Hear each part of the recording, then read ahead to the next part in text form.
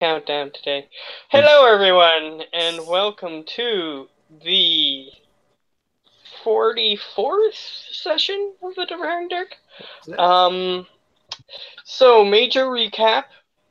The group was at the temple.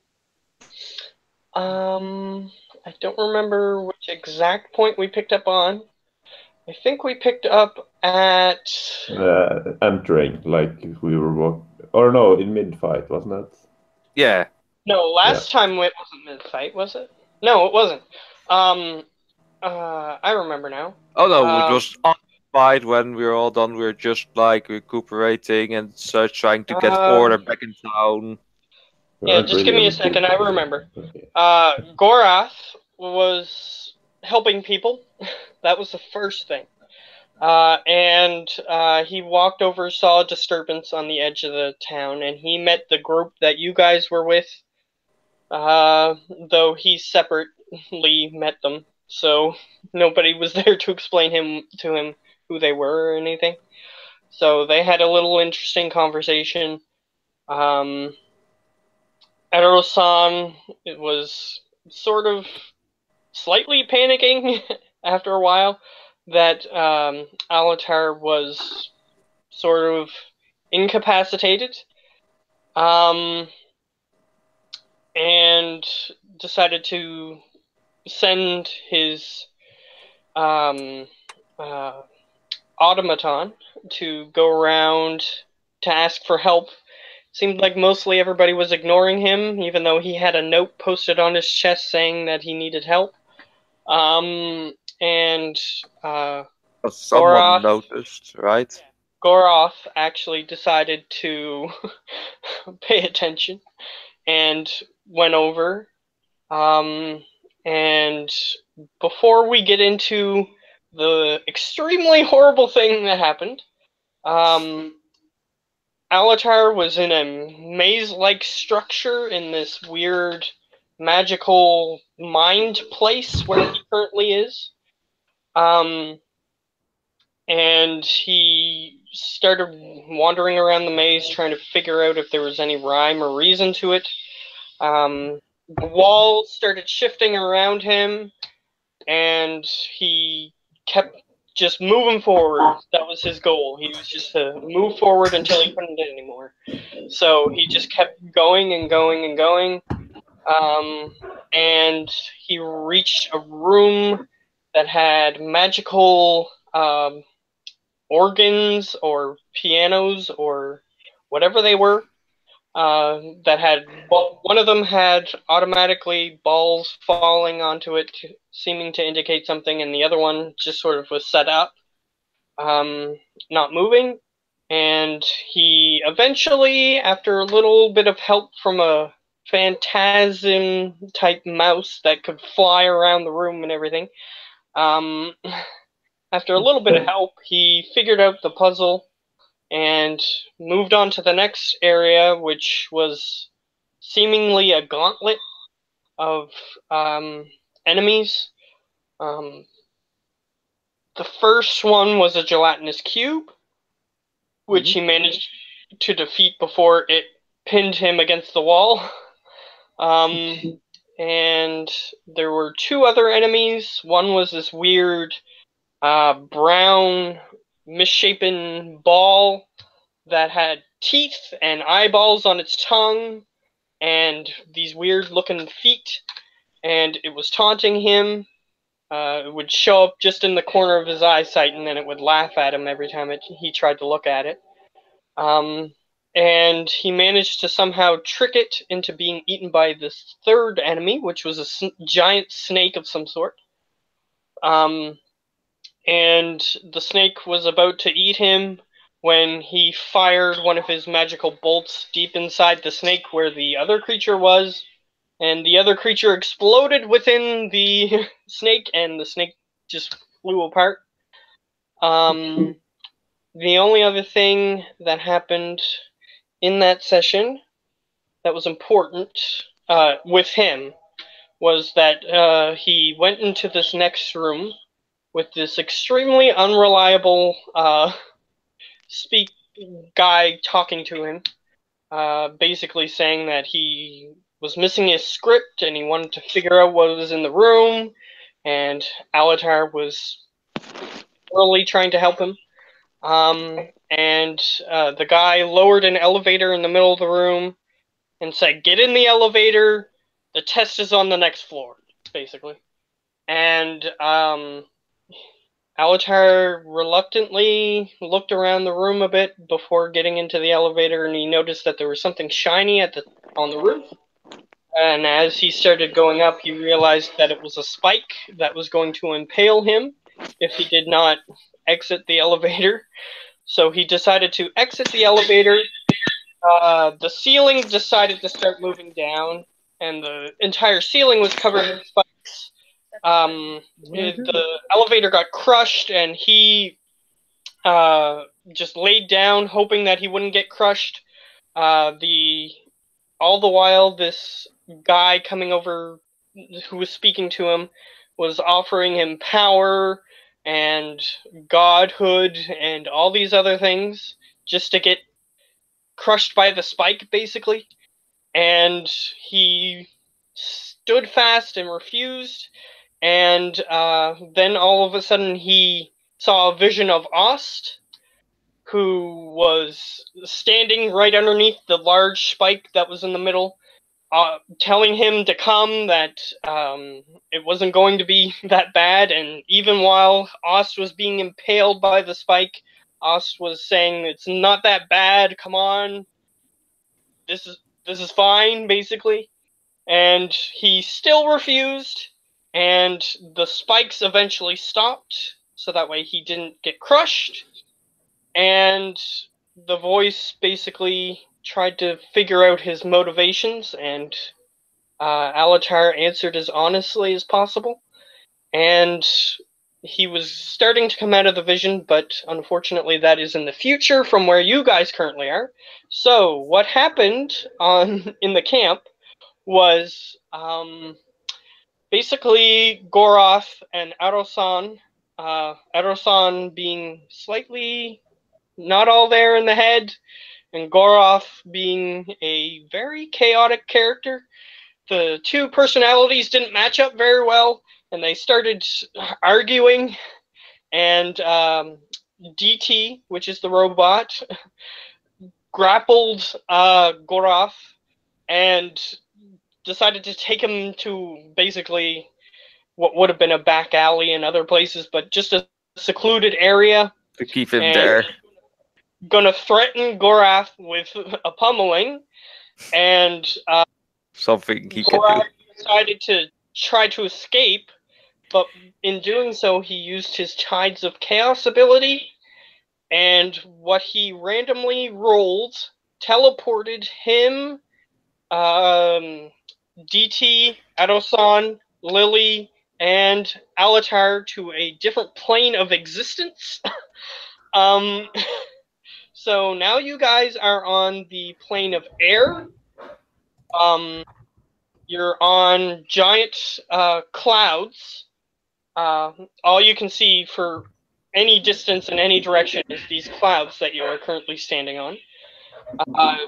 And in the distance, Adosan, before it actually got too close, the strange fish-like creature was approaching at a hugely fast speed. And he noticed that there were these bird-like men that were attacking it, but it was approaching you guys. And mid-fight is where we left off. Yeah.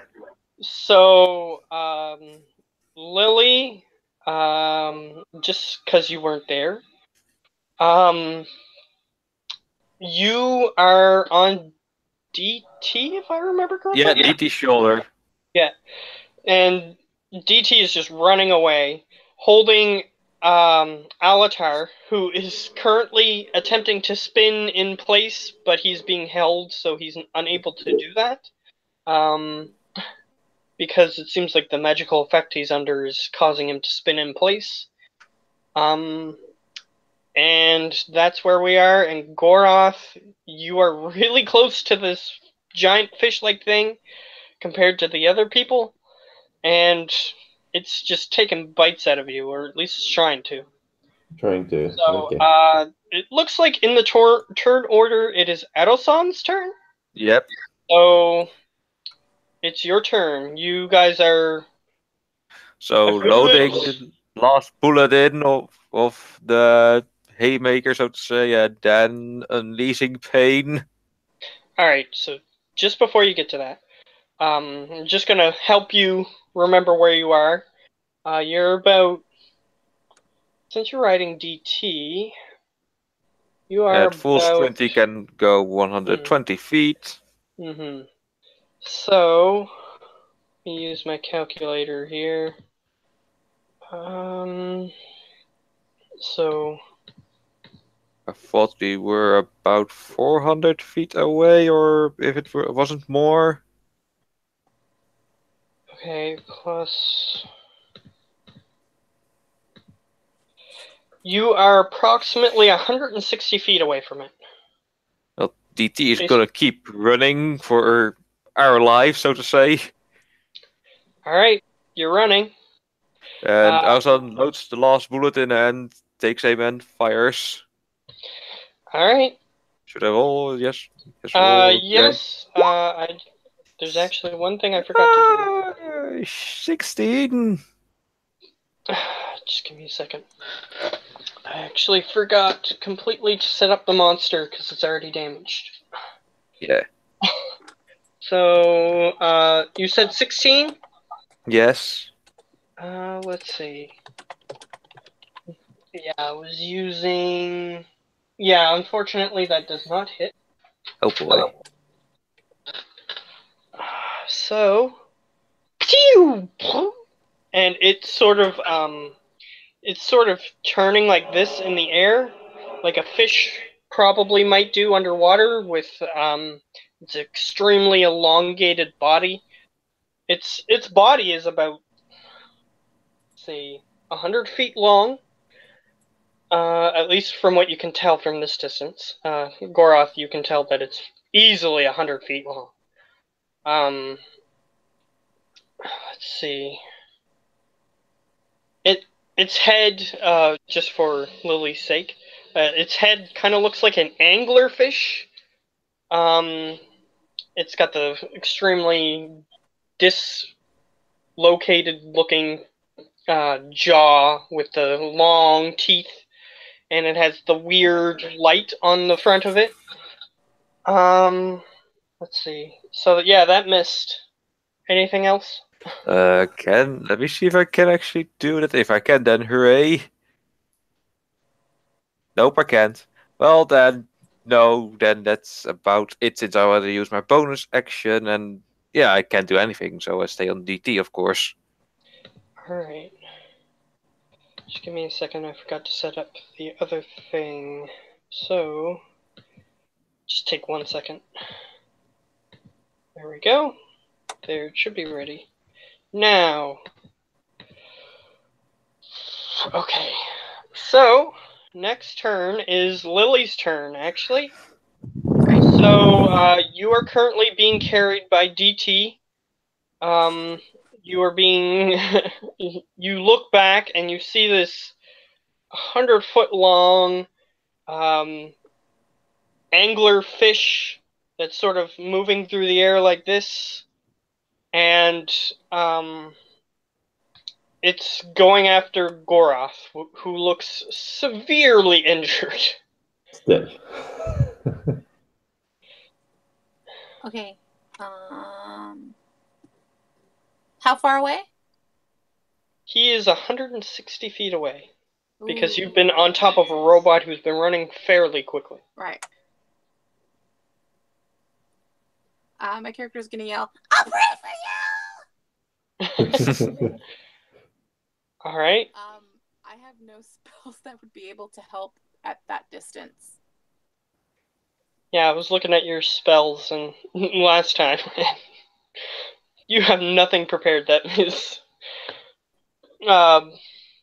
would take that thing down quickly. So it's up to you. What do you want to do? Remain on DT? 120 feet. All right, I'm gonna try to use my sling. All It is right. it is 160 feet away, and DT runs each turn 120 feet away. Yeah, this is the best thing I got. We'll give it a go.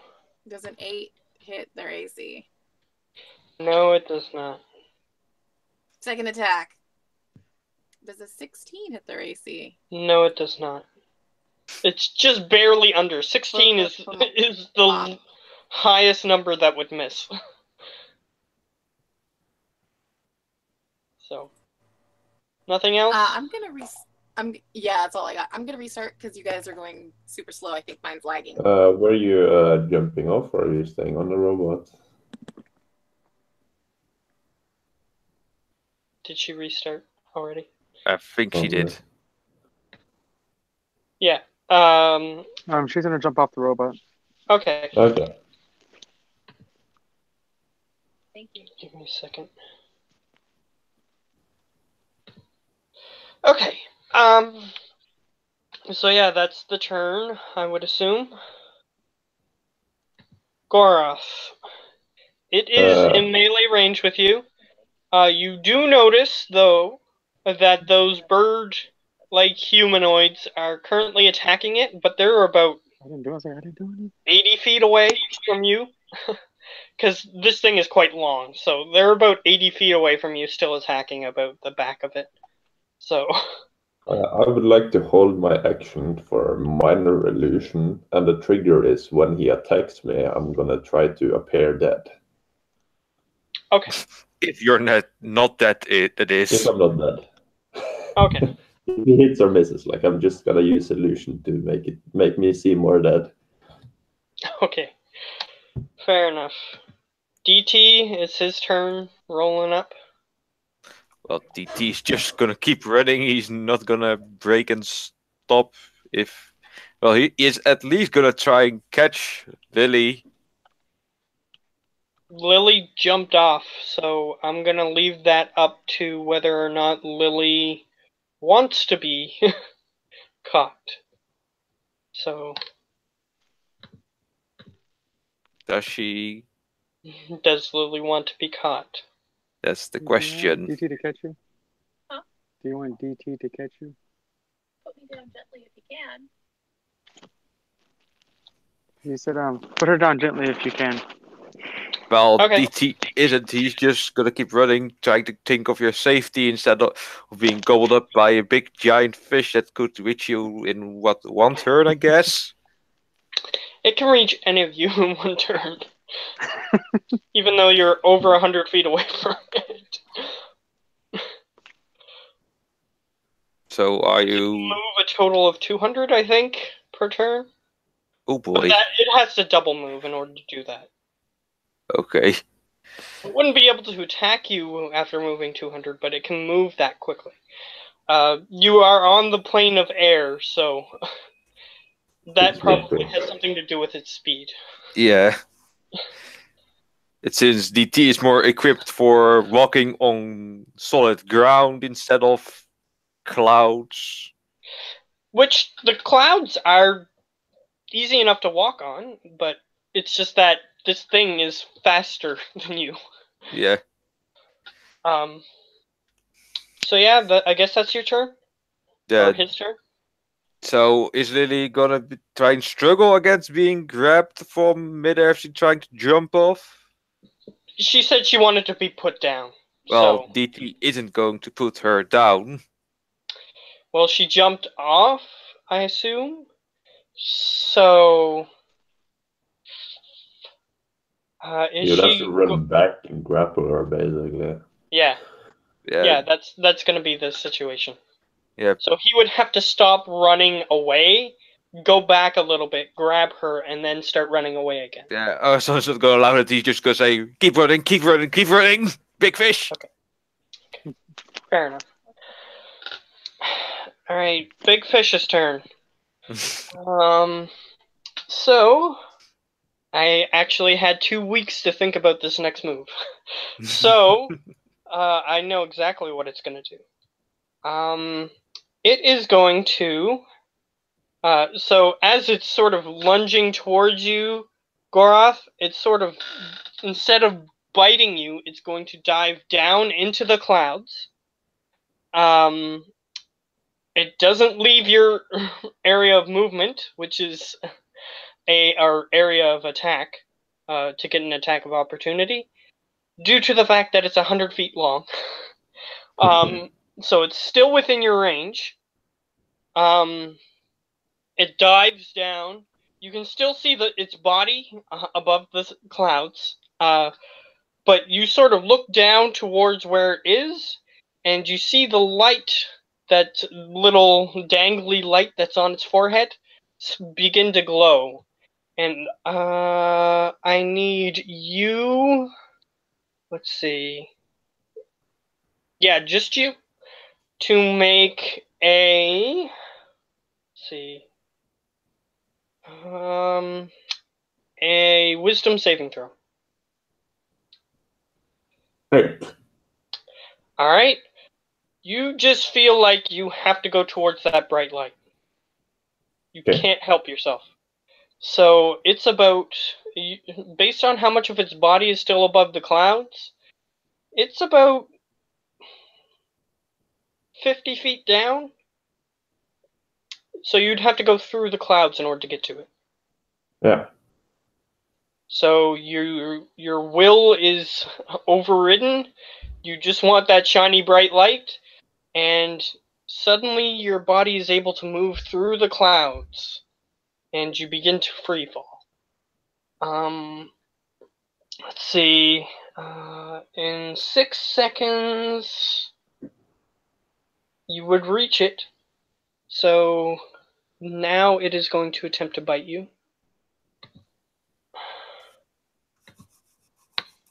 Okay. Where's its bite attack? Yeah, that's... I think it's right... Here it is. Okay. Okay. I think this is 17 hits. I'll just double check to see if that's what I rolled before. Oh, it's all the way back up because we did a session between this. So,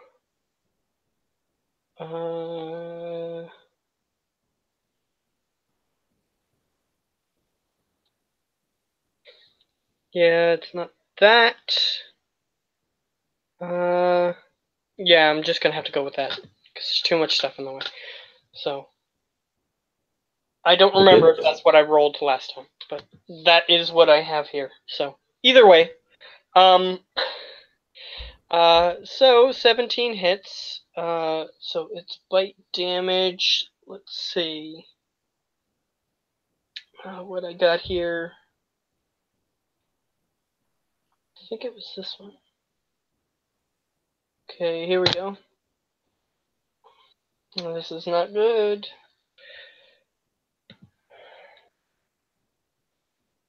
2 plus 11 damage. Okay. So you still up? Yes. Okay, good. At least for him. So you are bitten. And since you are in this position, it prevents you from falling further. So you aren't grappled exactly, but you are held in its mouth to prevent you from falling. I fall dead, or pretend to. Okay. So you're gonna try to make an illusion to make it look like you're dead? Yes. Okay. So... That's not scary. Does your illusion have a perception check that's needed or something to look through it? I mean, there is a There is my DC to look through it normally. Investigation. Investigation. Okay, that's what I was looking for. So, let's see its stats here. Intelligence. It's not the smartest creature. Because it's going to attempt to look through it as soon as it grabs you to see if you're moving or not, basically. So, get rid of that.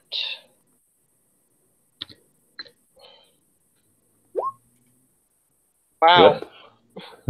So it looks at it sees this weird magical effect happen, and then it sort of is holding you in its mouth and is looking at you, and then unfortunately, due to the pain or whatever, you decide to go or something, and it notices that there's still noise or something coming from you, so it's gonna know that you're still alive.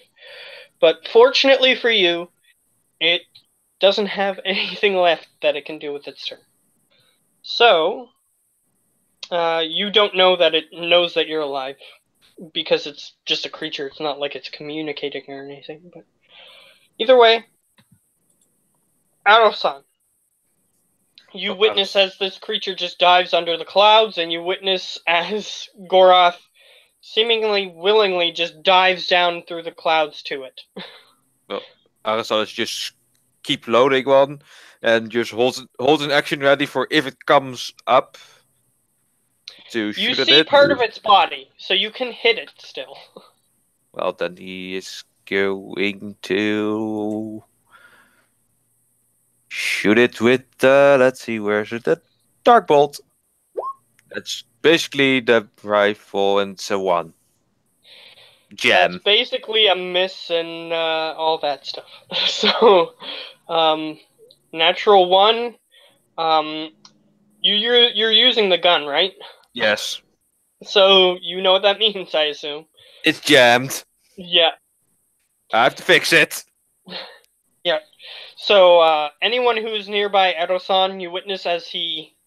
Well, there's only one player character there. You witness as he pulls the trigger, and his gun just goes...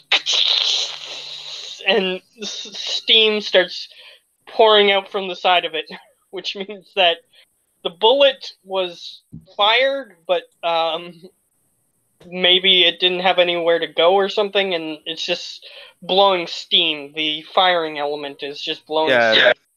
It's the bullet hasn't gone anywhere. The one bullet that Erson loaded is into the normal without an elemental effect, and the one he can just conjure is in there, so we can unconjure it, but he has to fix his gun at least to get it in working order again. Yeah, you have to fix it because you have to make it be able to shoot, basically. Yeah. Because you don't know what happened between the last time you shot it and now, but apparently something happened. It's something bad, apparently. Yeah, so he has to deal with that situation. I forget what I got you to roll for that. Does your character have a thing that they have to roll to fix it? Last time I don't recall, but let me check. We'll have a look at your character sheet, because if part of your character is that your weapon can break, then it should say how you fix it. So. It's an action, and it's an action to fix. It's an action to fix. Okay, so you can just take an action, but you used your action to try to shoot it, so you have to wait for your next turn. Yeah, and I also have mending and tinker's tools to help me out with that. Yeah, well, it's if it says it's an action, then it will unfortunately take an action. So yeah. All right, so Lily. All right. Well, in actuality, it doesn't say anything of an action, but I guess it would be an action because that seems the most logical thing to have be done to have it actually fixed.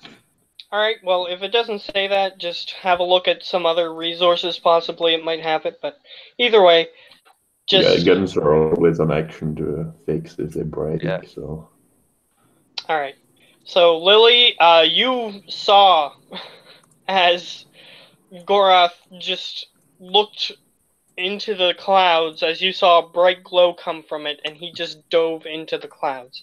You still see part of the body of the creature, but it seems like there's a bad situation happening under the clouds. Okay.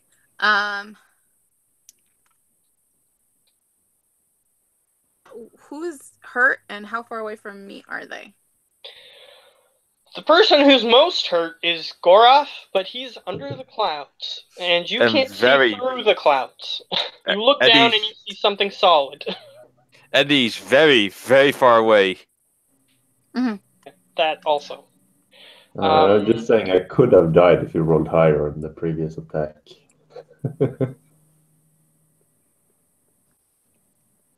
How? Either way, the only other people present are Alatar's attempting to spin body, which is undamaged as far as I know.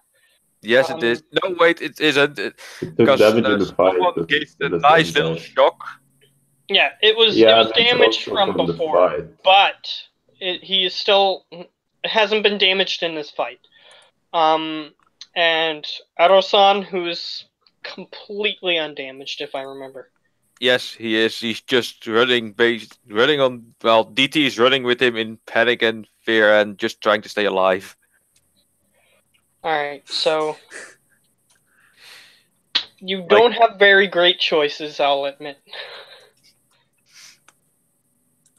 Because Arizon has never ever seen such a big fish, and definitely not one that's trying to gobble him up. Crud. I have like nothing I can do. Okay, how far away? Yeah, that's why I said you better could have stayed on DT, but yeah. Yeah, I should have. Okay, how far away from me is the anglerfish looking thing? The part that you can see, I'm going to assume that you used your movement. The part of it that you can see is about 100 and some feet away, easily. So it'd still be disadvantage if I shot with my sling. All right, yes. I'm going to try to shoot with my sling. Fair enough. 12 misses. 10 misses. Doesn't hit again. Yeah, if you were within range, you would have hit both times. Yeah, you're just throwing general stones at it, and seems like you're not even reaching far enough to hit it. And your stones fall through the clouds. Use all of my movement to advance towards it. Alright. You are now less than 100 feet away from it. So, Goroth, you were still... Okay, so drinking a potion, is that the bonus action or an action? It's a bonus.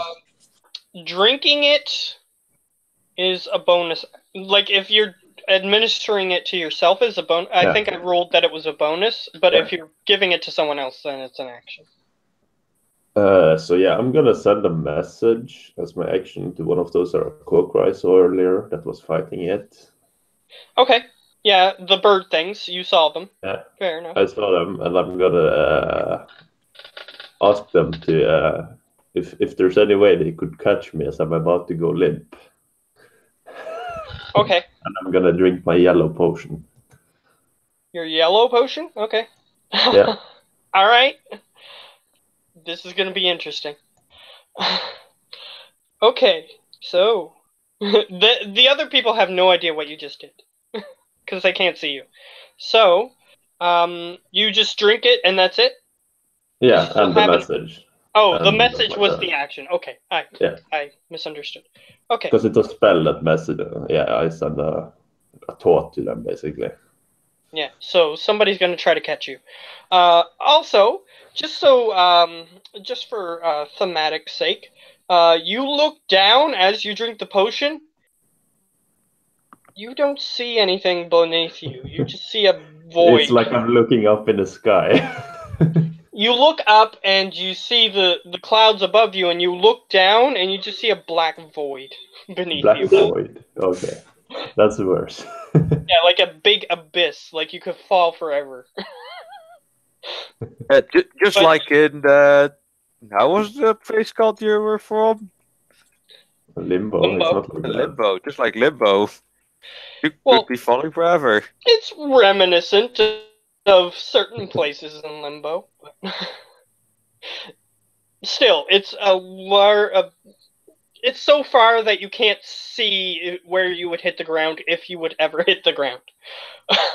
That's the situation you're in. So, DT, running? Yep, running. He's not gonna stop. Okay, fair enough. Enemy turn. The weird fish creature is going to use its bite. So +7. You just need a 5 to actually hit. And And you you got miss. 4. So you're sort of in its grasp, but as it's spinning around and flying forward, it's having a hard time actually using enough power, is what I'm going to say, to actually hurt you. So it's just sort of flopping you up and down to try and bite down on you to finish you off, but it's having a hard time to actually use enough power to kill you. It is going to move the rest of its body under the clouds, and it's going to move far enough for... it senses the rest of... It's going to go past the stationary one above it, and it's going to go forward to in front of the ones that are moving, because it can move that far. So, it can't do anything else, though, but, Adol-san, you look down, and you see the glowing light beneath you. Oh boy. Though, as you're looking at it, this turn, technically it can't use its ability, but you have a feeling that what you saw Gorath do might happen to you if you continue seeing that light. So, avert my eyes from it, I would say. You can do your best to do that. But it is now your turn. So you see that it's beneath you, and you saw that things can pass through the cloud, so you can use that to try to figure out what you want to do on your... Well, I'm gonna do something real insane. I'm gonna cast... Can I actually cast something before I even say that? Yes, I can! I'm gonna cast Jump onto DT. Sure. Making his movement from 120 to the max to 240. Fair enough. If he jumps all the time. You could possibly get away, yes. So, that happens. You That's an action to use, so then Alison do... Yes, he does have... He has some... cloth, so he binds that around his eye, so and then holds on to DT for dear life. Alright, fair enough. Lily, you witness as the light darts under you at a very quick pace and goes towards your other friends that are moving. And you saw that your sling rocks can go through the clouds. Alright. What direction was DT heading again? Opposite? So you are here. Yes. The fish thing came from here and went this way, and they are over here. Walk my happy little butt 25 feet. Sling, sling. Alright, it is 50 feet beneath the clouds, but you don't really know that. You have disadvantage anyway because you can't see it. So, swing away. 15 misses. 15. 11 misses then. Alright. Yep. Thank God she's cute. Seems as though this creature is made for this area and you guys have just appeared here without knowing. So this seems perfectly plausible to be happening. Gorath, you're still conscious even though you took the potion. That's a good thing. I'm just gonna do what I've been teaching Doti and shock it. Alright, 13 misses. Okay. And that's my turn. That's all I can do. Alright, so he attempts to grab onto it, but it's moving at such a quick pace and in such an erratic manner that your hand just doesn't touch it in as you cast the spell and you attempt to touch it, but your arm just flails and it doesn't touch it. So your hand doesn't touch it in time and the spell is wasted. Yeah. Alright, so DT. The incredible jumping monster machine right now, because it can go 240 feet, just jumps, taking his first half of his speed, so that's 60. So, but the jump is doubled. What's making that 60? So doubling his speed to 120 means that he can jump 240 feet. Yes. That is what we last time did with our son, at least. And as that happens, you do the first jump, and he is going to need to make a strength saving throw. Something DT is very good at. Don't feel me. Ooh. 21! I'll say that Ado-san, as this happens, you notice that DT, as soon as he lands after the jump, his body begins to sink into the ground, and then he uses his arms to grab onto the clouds and pull himself back up, which is the only reason why he didn't fall through the clouds entirely. Oh boy, this is bad. So second jump, because you've already ordered him. You've already ordered him. So another strength saving throw. Oh boy. 22! Dang. So same thing, but you know, as Ado-san, that there is a possibility that if something happens to DT that he can't pull back up on the next jump, or the next couple jumps even, he might fall through the clouds.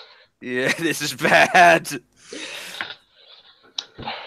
So, because he's a very heavy thing, and landing on clouds, which they're possible to go through, it's not a good situation. Yeah. So, enemy turn. Oh boy, thank God. Here's what's gonna happen. You get to roll your saving throw at advantage because you have your eyes covered. And Alatar, you don't have to save because your perception is currently in a different place. So, you don't have to worry about this at all. But Ado-san, your perception, you see this thing, wisdom saving throw at advantage. You see it through the cloth, but it's at advantage. You get the feeling that you want to go through those clouds, even though you can't really see. Yeah. So DT still has orders to keep you on his shoulders. Yep. So he can try to save you. So what your character is going to do is try to get off DT, or either try to get off DT or maneuver DT through the clouds. Well, that's pretty hard to do. Amazon has a -1 on strength, so too bad for that.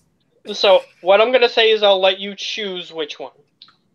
So Amazon is stronger, so he's going to get DT under, so I guess DT is already holding on to Amazon, making sure he doesn't fall off when he jumps or is currently running. What I'm going to say is he needs to make a, let's see, strength saving throw. That would be the most apt. see if he can hold on to you. Or... Oh, yeah, of course, DT. DT.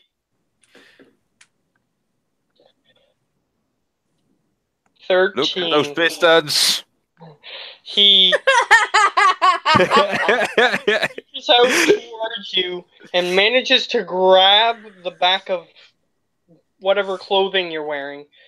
But then you manage to finagle yourself and hit his hand away, and you begin to free fall. Oh no! So you fall directly towards the creature. Unfortunately, it already has a creature in its mouth, so it can't do anything in that regard. But you do land on the creature. And I'm going to say make a dexterity saving throw.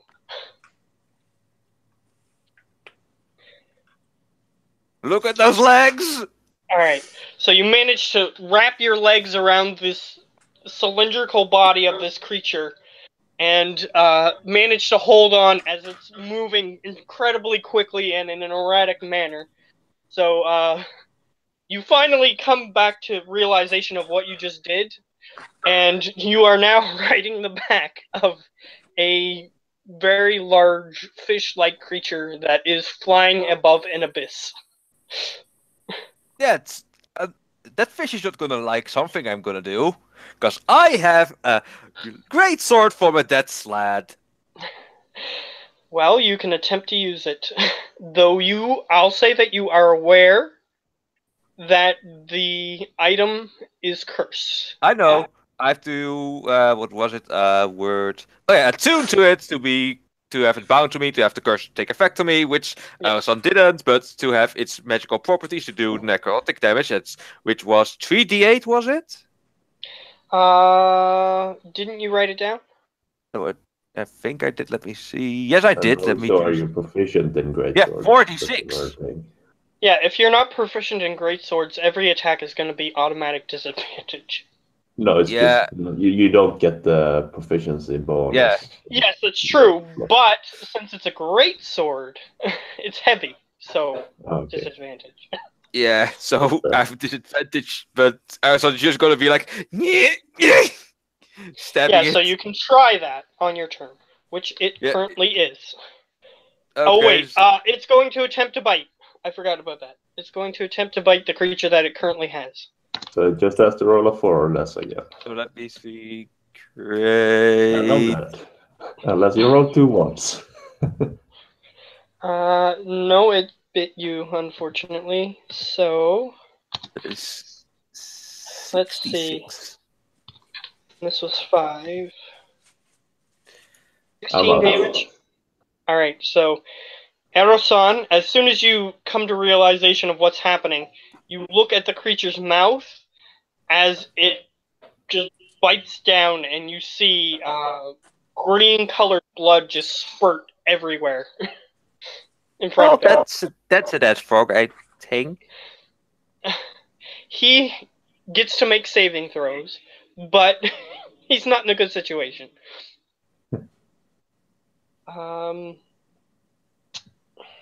Alright, Lily, you look over towards DT as he stumbles attempting to catch something, and you notice that Erosan is no longer on DT's shoulders.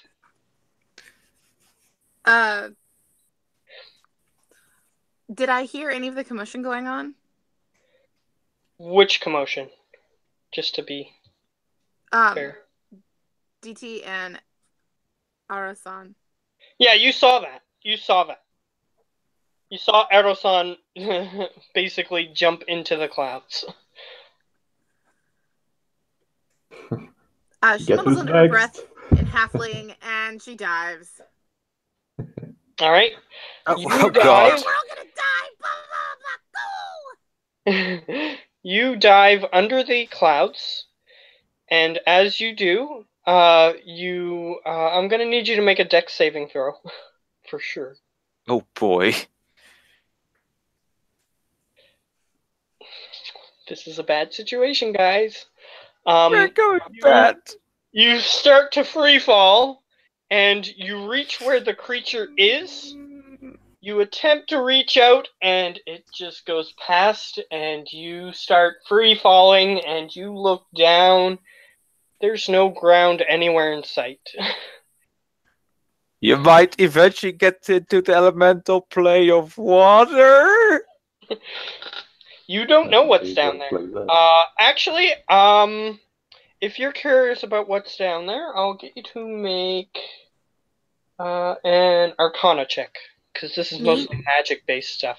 Anybody who Myself? wants to know what's down there. I Could I want to roll know. one for before I died? Sure. 11. 7. 3. Arosan, you're not entirely sure. Oh, Alatar, you're not there. You don't know it's there. Yeah, you don't know it's there. Your mind is in a different location at the moment. Maybe a puzzle that requires arcane. I'll actually keep that in mind for when you come to consciousness. Yeah. Oh, my Come body's back, you going. can tell us what this is.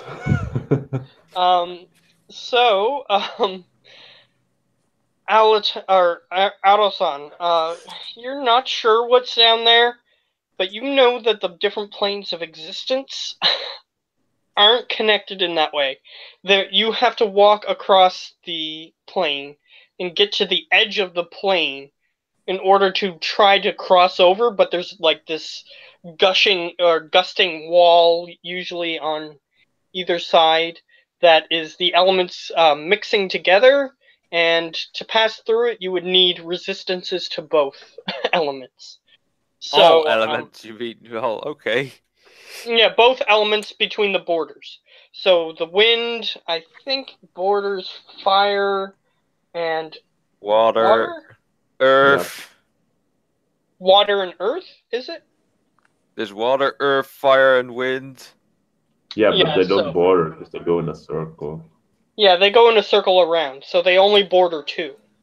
So either wind, either fire or earth, but I don't know which one it was anymore. Fire and wind and earth are on opposite sides. Wind and earth are on opposite sides. Okay, so it is fire and water. So depending on which side you get to, you'd have to have resistances to both elements in order to pass through. So Or a lot of HP. A lot. yeah, that's true. Boy. If you had like 20,000 HP, you might be able to just walk through it. Yeah, then is the question: how is the elemental water, the plane of water, going to be built? Is it just one giant bubble of water, or is there somewhere a pocket of air? There's Way to find out. in the elemental plane of water, there's a surface to the water. So you yeah, can- he sees a pocket of air. The question is, There will are be she islands. falling from that? there are islands on the plane of water. Okay, that's something good. So you can hope that you get to one of those islands before like one of the 1,000 krakens that live there get you or whatever.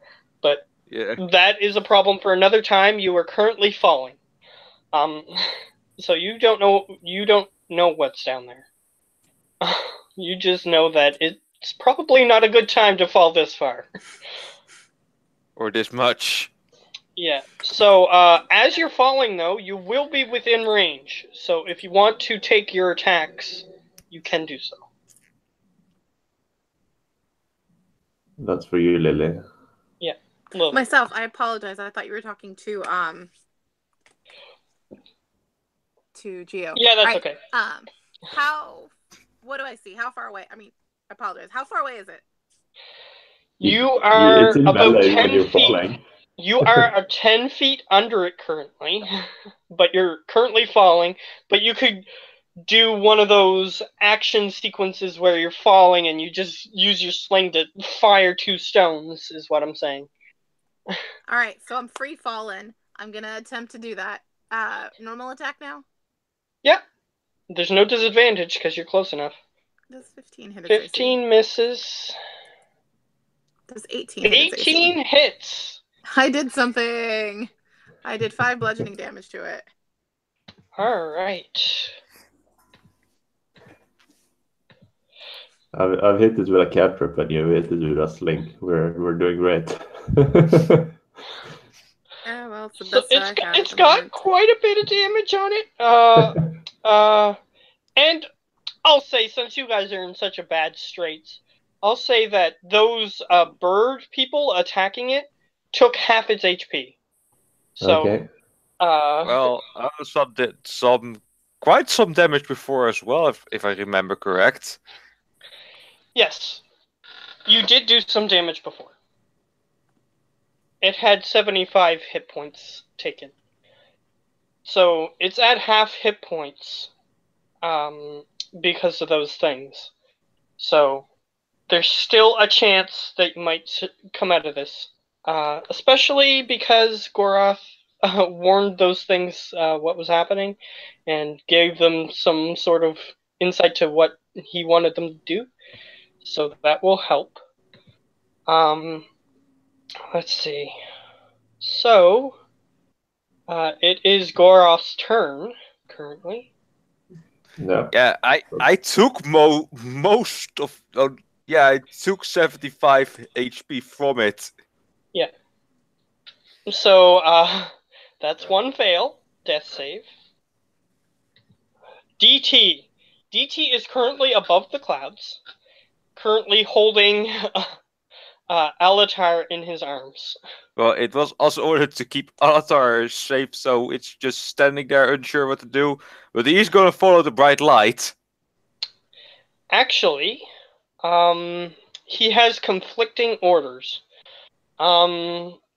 So, one order is to save you at any cost, and the other order is to keep Alatar safe.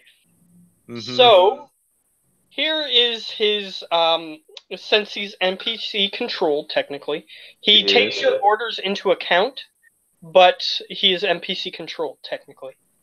So, usually I just let you do whatever you want with him, but he's still technically an NPC. So I'm going to take the liberty of DT is going to put Alatar down violently. He's just going to go, and he is going through the clouds after you. Oh, yay! He needs to make a dex saving throw to see if he can grab the creature and stay on. Oh god, that's gonna cost so much if I lose him. Well, we'll see in a second what happens. Fuck!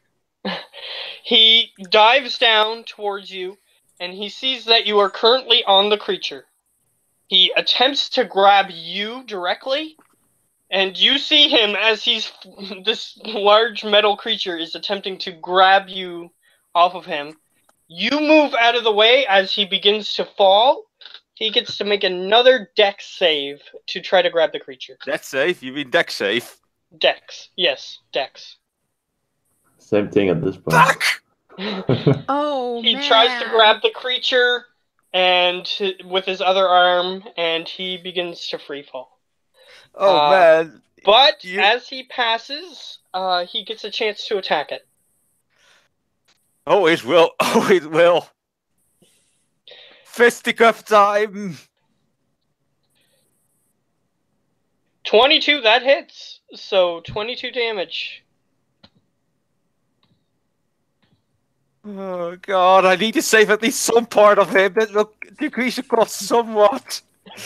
Oh man, you guys are not gonna believe, because DTE is a total, oh god, 1,000 gold.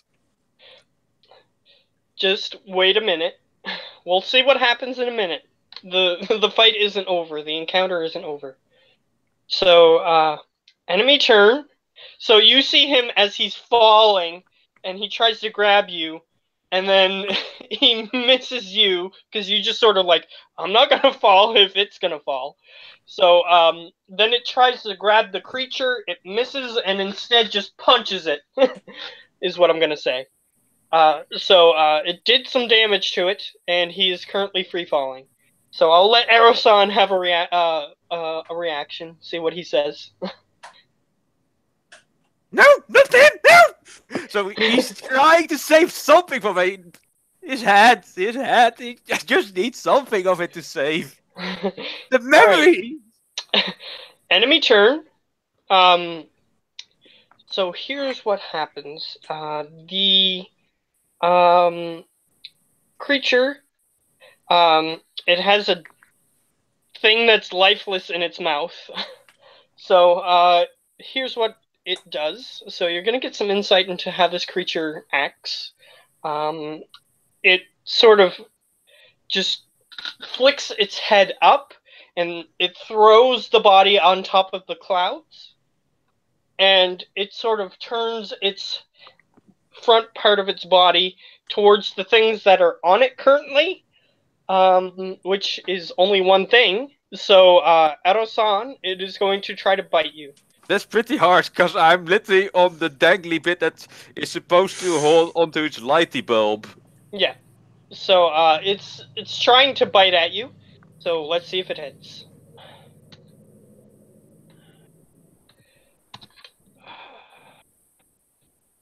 God. No, it doesn't. Man. Thank God. So it's trying to use its long, sharp teeth to grab at you, but unfortunately, it isn't successful in doing so. So, unfortunately for it, from its perspective. So, it's just sort of going, trying to grab at you. Ado-san, you witness as your investment of quite a bit of money and quite a bit of personal attachment is currently falling through the air. Your other ally is currently falling through the air. And your other ally is thrown up onto the clouds, unmoving. And your final ally is unable to help you. Shite. I'm gonna ask something ridiculous here. Could I perhaps jump off, head to DT, try to save something of it, then make my way over to Lily somehow? You could free fall if you want. I know the fish will come after me, so that's not a problem. Yeah, the fish is gonna come after you. It seems like it's intent on getting towards the source of whatever happened, the disturbance, the magical disturbance. So yeah, I was just gonna fall off and jump towards DT. All right, you are at DT, I'll say, and salvage the most valuable parts from DT, which are 1, its power core, 2, memories. All right. So, which one do you want to go for first? Memories. All right. So you're sort of grabbing at DT's head, and DT is just sort of grabbing onto you,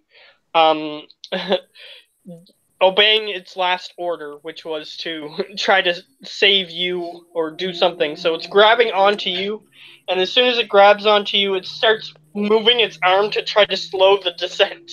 That's the best thing that I can think of. Yeah, I was just like, okay, easy, buddy. You just go to sleep.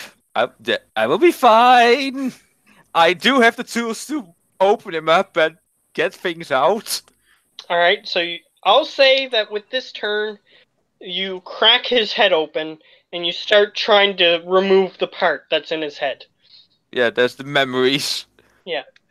So, you with that action, you have a bonus action if you want to use and do anything with it. Can I? Perhaps. Will it be worth? Well, no, it wouldn't.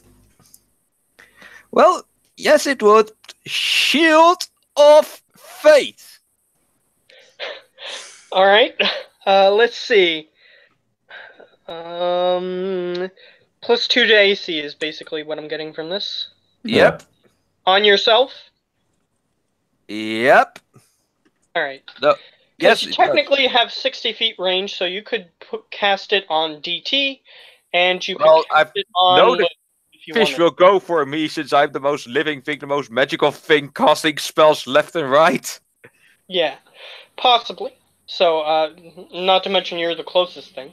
Um, but yeah. So you cast it on yourself. That's fine. All right, Lily. You witness as a bunch of decisions were made. Mm-hmm.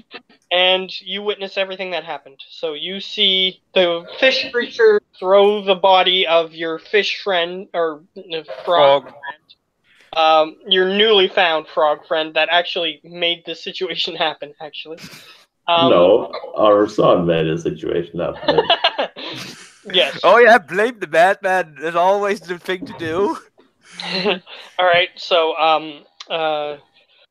the fish thing throws his body up there and is starting to head towards where you guys currently are. You can see that.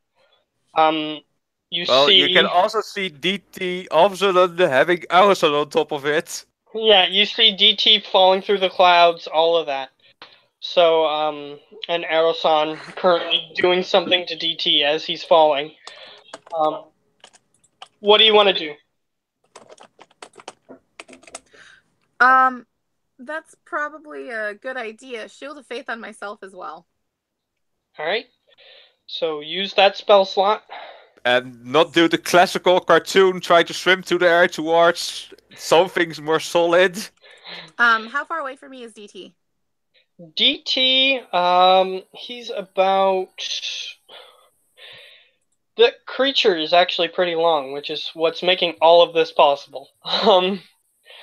He's about... actually, she wouldn't have been in range for you to cast it on her anyway, because she's actually about 200, 300 feet away. Forgot about that. Oh, I bet she's faster in the air than 25 feet, right? I am trying to get to DT, so I will swim towards DT. Alright, fair enough. That is currently happening. Alright, on turn order... do you have anything else, actually? Isn't Shield of Faith in action? Or is it a... It's a bonus action. So Oh, yeah, okay. you can dash, even. Yeah, dash. Alright, so... Dashing You're to the closer, air. I'll say. You're closer. As you're free falling, you see above you, dart through the clouds, those, what are they called? Crocra, or whatever they're called. Yeah, Krokas. Yes, they dive through the clouds, but something's a bit different. You see that they are currently mounted on what looks like giant eagles, as they are coming down towards you. Weapons ready. They're about to attack. Well, they're also trying to stop this weird, huge creature, but some of them are actually diving down towards you guys to try to prevent you from falling endlessly. I don't think they're gonna try and save something metal, so... They're diving down, they're currently in the process. So they had to call their mounts, which is why they haven't helped you so far. They had to call their mounts, and because their mounts are faster than them. And they're diving down towards you. So they're currently beginning to do so. Alright.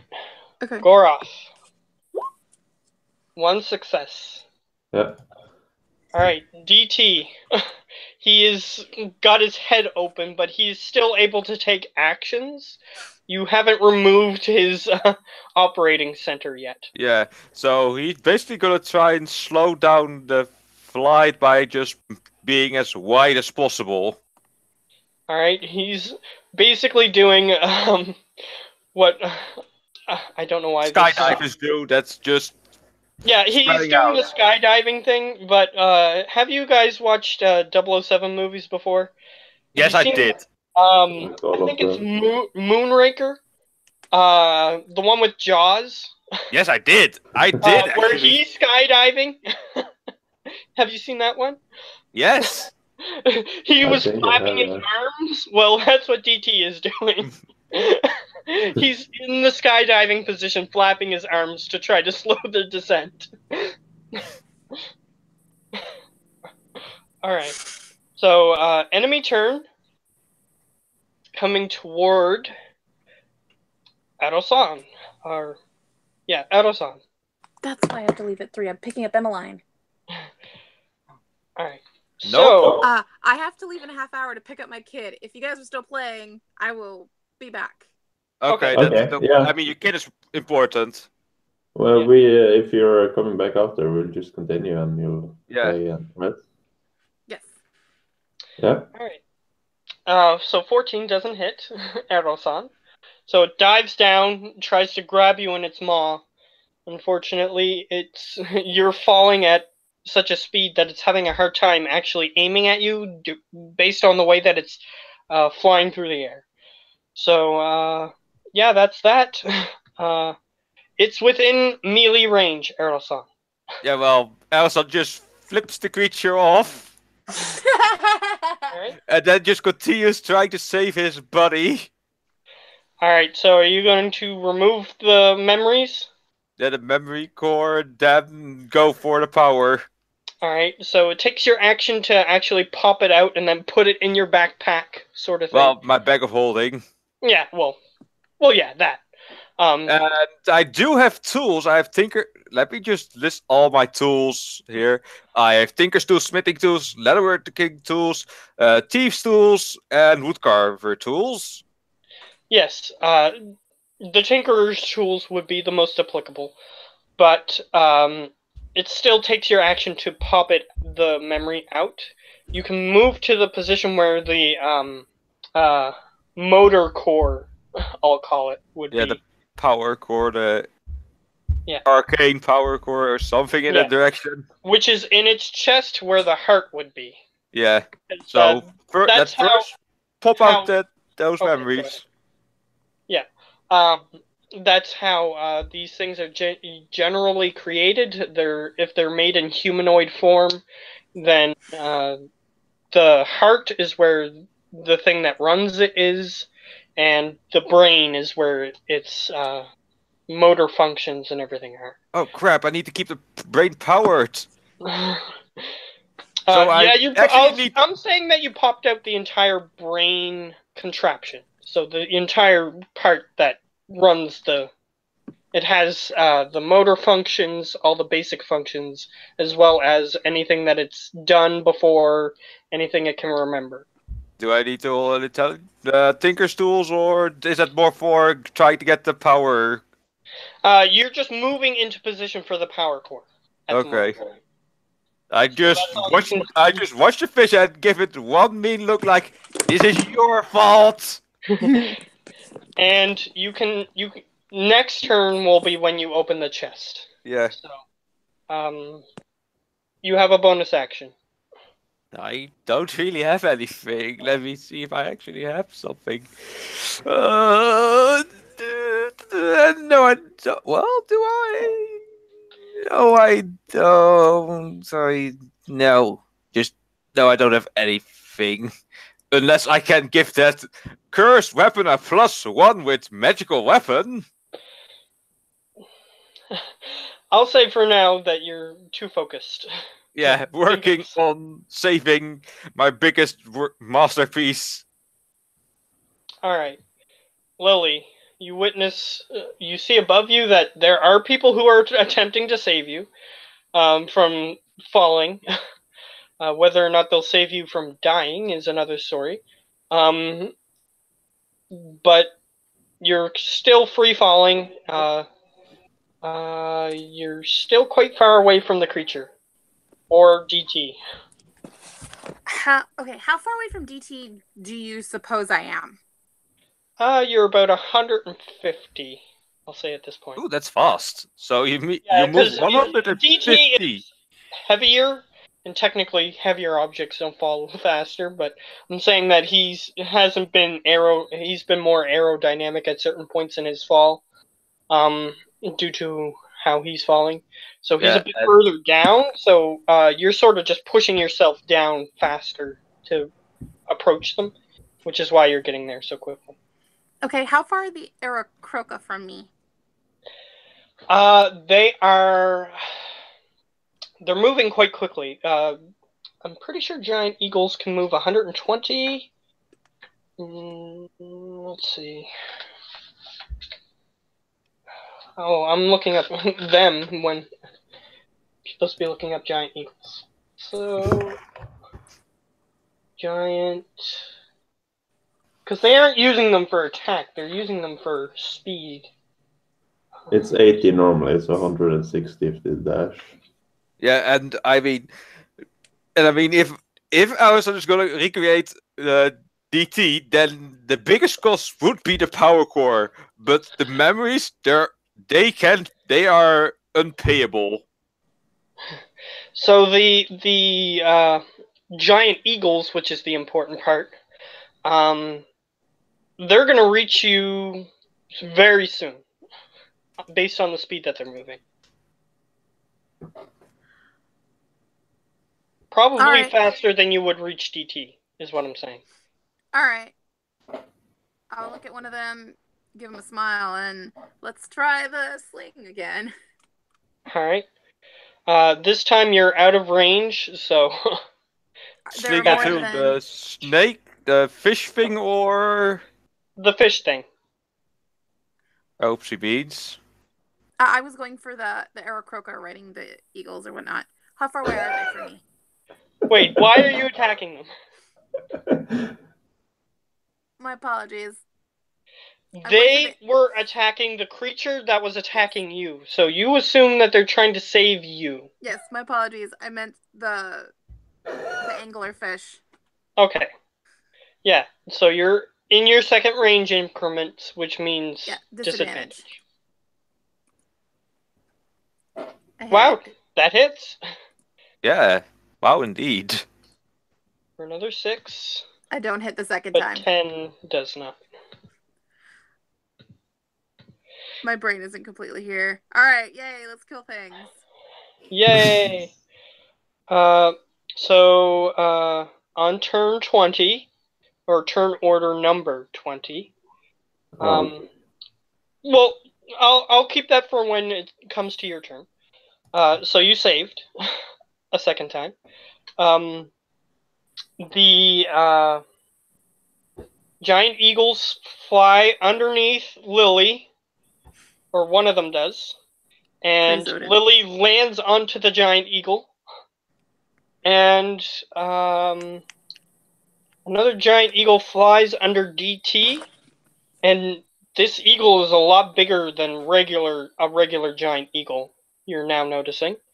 And DT falls onto the back of it. It seems like it doesn't even harm the giant eagle at all. And so does Aro-san. And you're now not falling anymore. So as soon as I noticed that, so he's going like, yay!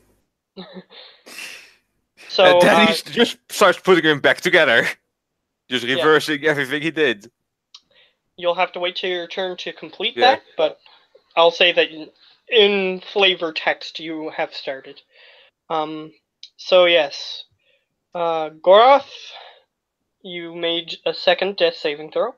So that's instant next skip. DT is just standing still since memories are moved and everything. Alright, so DT, his motor functions are off, so he can't do anything. So he's just making the star from what skydivers do to slow down their descent. He is currently landed on a giant eagle, so he's just sort of like, he's in a star position on the back of this giant eagle. Yeah, all stiff since pistons don't move without any like mechanical help, and so he's all stiff just in star position. Yeah, he's just stuck like that. Yeah. One of the bird thing, the Aarakocra, which you found out what they were, turns back and looks back at you. Do you understand the language that they speak? Do you understand it? Auran. Auran. Do you understand that language? No. Alison doesn't. So he looks back and he goes, You don't understand anything that he said. But he So, seems to be trying to communicate with you. So Arasol just slowly lifts his thumbs up like, yes? It seems like it furrows its brow frustratedly as if you didn't understand what it was trying to say, and it just sort of focuses back on controlling its giant eagle. And that's what it does. Creature turn. It sees the giant eagles. It's not interested in those, though. It's interested in the disturbance. So, still gonna try to bite at Erosan. The man that's just basically a bit happier now that his masterwork is... Oh god, he hits.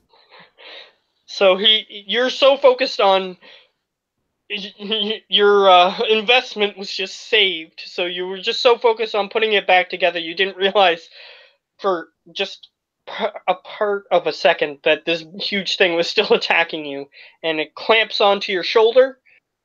Okay, so... Start smacking it with my hammer like, let go, let go, let go! Alright, 2d10 plus 5.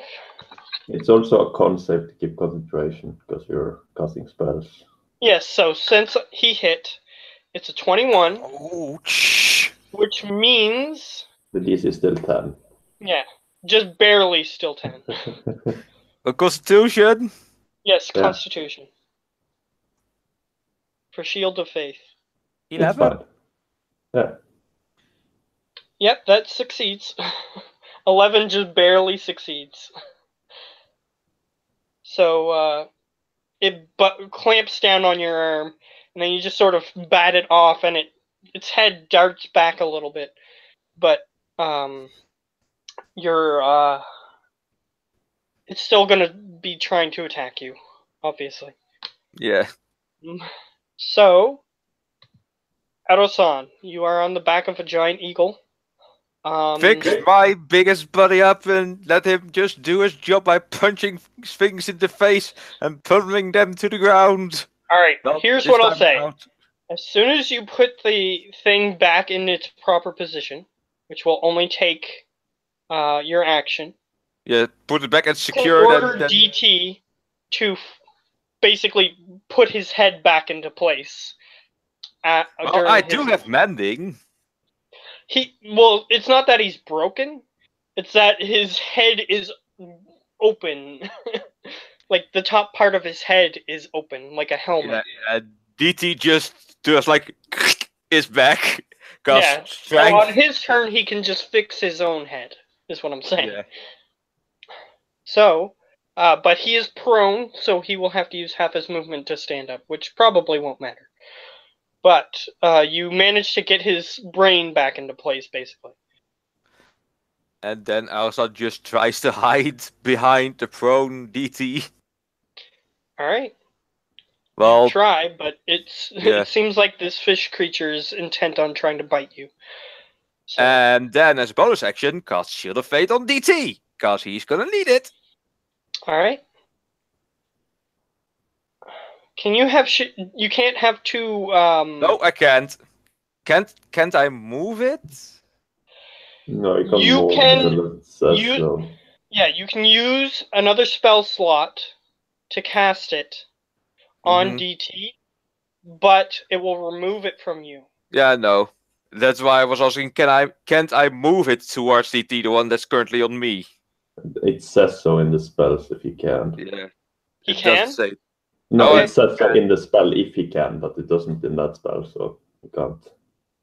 Okay, so you're unable to do that. Yeah, I just keep it on me since it's more focused on getting to me than actually big hulking bolt. You're also aware that if it were to start attacking DT, he has a lot more health than you do. And you're hurt. So, if DT could speak, he would say, no, use it on yourself. Keep it on yourself. Yeah. I really should look into that. But if he could speak, that would probably be what he would say. Yeah. Because that's what he is made for, is to protect you. So his purpose is, he doesn't want you to protect him over yourself. Is what he would probably say. Yeah, I do have been trying to save him since he is my biggest investment and masterwork and friend for a long time. But that is his purpose, is to defend Yeah. you, so... Leave it on yourself is what he would recommend, probably. Yeah, so I just currently leave it on myself and just try to hide behind my big muscly muscle of pain, deliverance. Fair enough. Lily, you are on the back of a giant eagle. Alright. And the eagle, I'll say, has moved close enough to the creature if you wish to attack it. Cool. I'm going to try my sling again. Is it normal or disadvantage? It's normal. You're close enough to use ranged attacks. 15? 15 misses. Ooh. 9 9 misses. So you're still pelting rocks at it as the eagle-like humanoid that is currently riding this eagle, which is kind of like a human riding a giant chimpanzee. At least in my mind. It's swooping towards this thing, and as it does so, it looks back at you and realizes that you're not using an efficient weapon, so it goes, "Ah, ah," and it sort of throws a bow back to you if you wish to use it. It's a short score. Bow. Yeah. And it has he throws a quiver of arrows along with it. All right, let's go. So for next turn, you can use that. And you can put it in your inventory. You have a basic short bow. Alright, Goroth. So you failed 2 and succeeded 2. It seems like that happens more often than you would think. Having 2 successes and 2 failures, so then the next roll depends on what happens. Sherlock. Yeah. So, DT, his head is open, his eyes come to, if you can imagine being in his perspective, his eyes come to focus as he's looking in a weird direction, and the rest of his body is weirdly placed compared to his head. So then he just naturally snaps his helmet-like head back into place, and he looks around, and since you took out his motor functioning system, you will have to reissue orders. So Asa just points towards the fish and says, "Destroy." Alright. He looks over at you, hearing your voice, and his eyes focus in on you, and then he focuses it on that. So I'll let you make attacks. He gets up and then swings. Nope. Natural 1. So he's sort of standing on this weird creature, and he sort of walks onto the wing a little bit too far, and as he's swinging, he sort of stumbles forward and realizes, and then stumbles back onto the back of this eagle. He didn't realize where he was, because he was so disoriented from just coming back, so I'll say that that's how that happened. So, if he has a second attack, he can use it, but sadly not. I need to really upgrade DT. Alright, so he swings and he stumbles, but it seems like maybe next time he will do better, maybe. Hopefully. So, enemy turn. Since he is sort of standing in front of you, the creature is going to sort of air swim around DT and curl its head down towards you to try to bite you. So, as a reaction, DT says no and smacks him in the face. No, slugs him in the face. Cause defend my creator ability. Yep. Let me just throw it in there so that everyone can see what I mean. Where did that go? No, I know what it is. It's fine. He can throw it in there if he wishes, but I'm gonna roll my attack. Either way. 11 misses, obviously. Yep. Where is it? Where is it? Ah, here. But he Good. gets to swing his. He still has to swing to hit, right? Yeah. All right. So you guys, if you're interested, you can look at the ability there. 11. 11 misses. So it seems like it moves almost unnaturally. It moves that part of its body like an eel underwater. Just moves that part of its body out of the way, and his attack misses. It it snaps towards you. I guess that's the word I'm looking for. Snaps towards you, and your shield of faith is keeping it just out of range of you. Well, no, not just basic my own armor as well. Yes, well, thematically, the shield of Yeah. faith is also helping. So, Ado-san, it is within melee range of both DT and you. So also goes like, with the sword, and misses totally. Alright, so here's what happens. You swing at the... Since you did so horribly, you swing at the... DT, please say DT! You swing at the thing in the air. You miss. You don't hit DT. You hit the giant eagle. So roll damage on the giant eagle. It doesn't get the necrotic, I don't think. Oh, Wait, it does. I said that it did. Okay. Oh, fuck! So it does 4 plus 8. 12 damage. Just so you're aware, I'm pretty sure giant eagles have more health than that. Oh, fuck! But that might be something that comes up later. Either way. But I'm pretty sure giant eagles have more health than that. Can I at least return those hit points? I can't. It has My next turn only I can turn them back. It has 26 hit points, so it is still alive. But you hear, Lily, you hear of the eagle screeching, and you look over as you see Ado-san, with the sword in the... Trying to reach up, but totally missing. Oh my god. Yeah, so you witnessed that happen.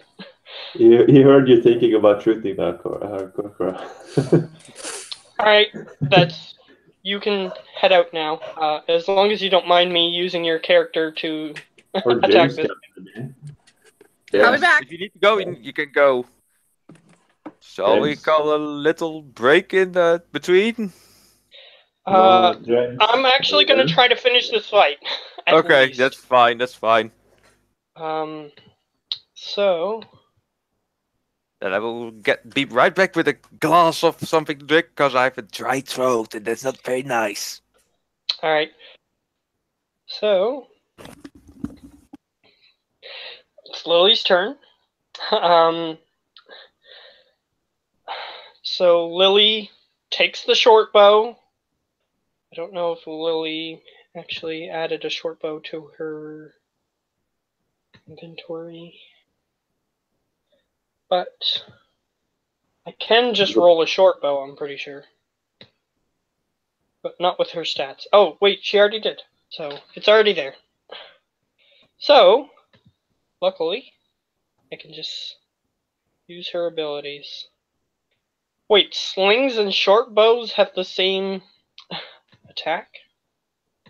Positive attack? Yeah, they're the same attack bonus, yeah, because they're dex and proficiency. So it just has more range. Okay. Yeah, a lot Fair more. enough. And more damage as well. Yeah, that's true too. So, yeah, the Aarakocra, since it can't use its weapons while riding the thing, it has to control the eagle. So, it just was willing to give up its short bow for this. So, 20 definitely hits. And she can attack twice. Yep, apparently she can attack twice for another 20. Alright. 5 plus 8. You're now seeing that this creature is not looking as good as it was at the beginning. I'm not So seeing basically, anything. I'm saying it's bloodied at this point. I don't see that. I'm not conscious.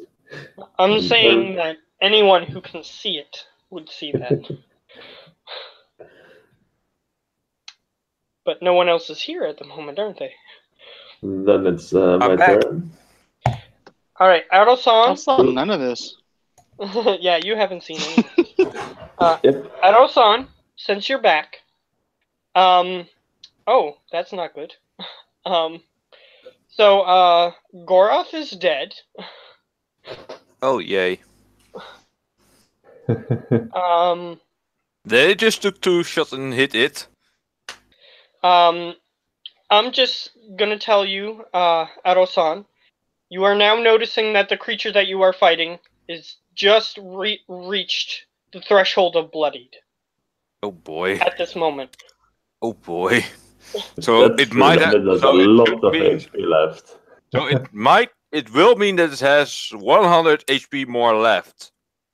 At least, yeah. Over 100. I will tell you that much. Over 100 left. Because what you've done to it so far is 121, and it just got over the threshold. So. Okay, it has 119 hit points more left. Yes. You can infer that.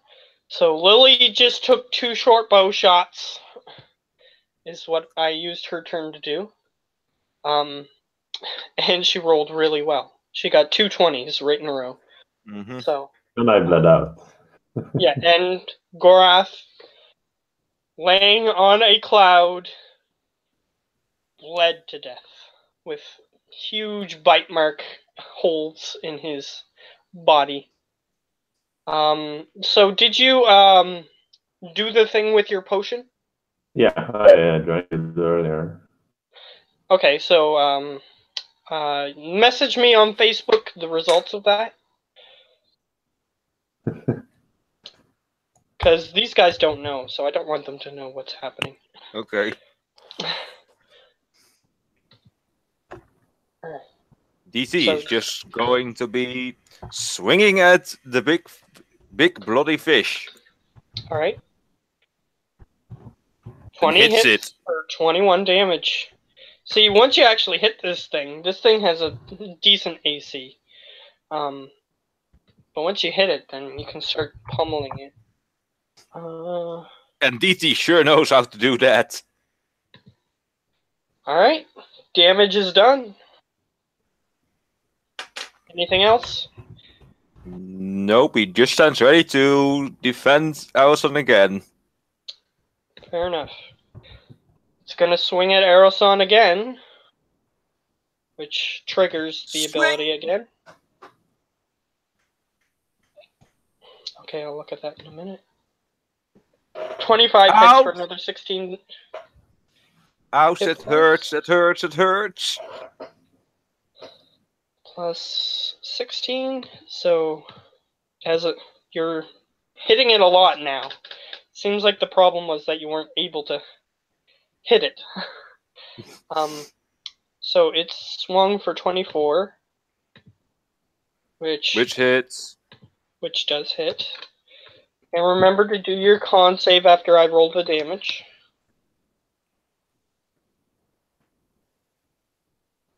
Yeah. 15, that makes it. Yep, 15 succeeds, and it does 17 damage to you. As its hooked teeth just bury themselves into your shoulder. And then you sort of hit it, and it just retracts and opens its mouth. Luckily not ripping your shoulder as it pulls back.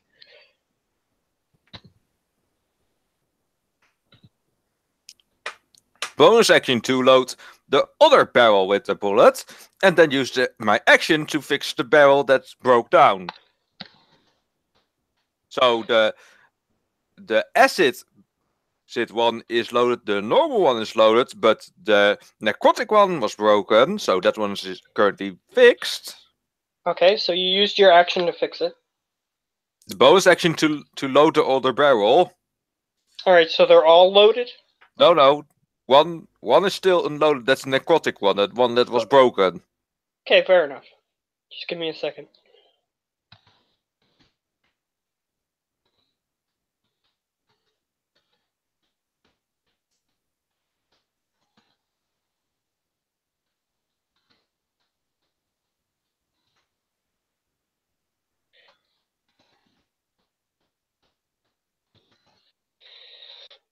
Check that message, if you would.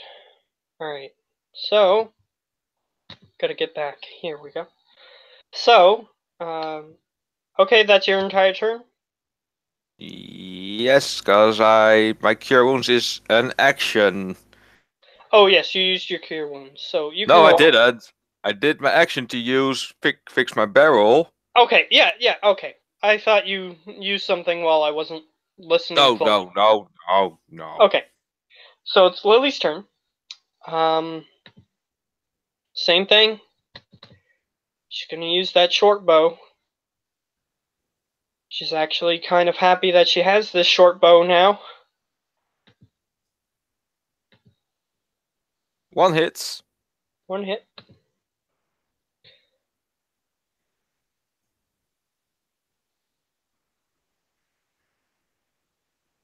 Yeah, okay, that's fine. So, I'm actually gonna message you what's gonna happen then. So, just give me a second. Just gonna roll this damage. 4.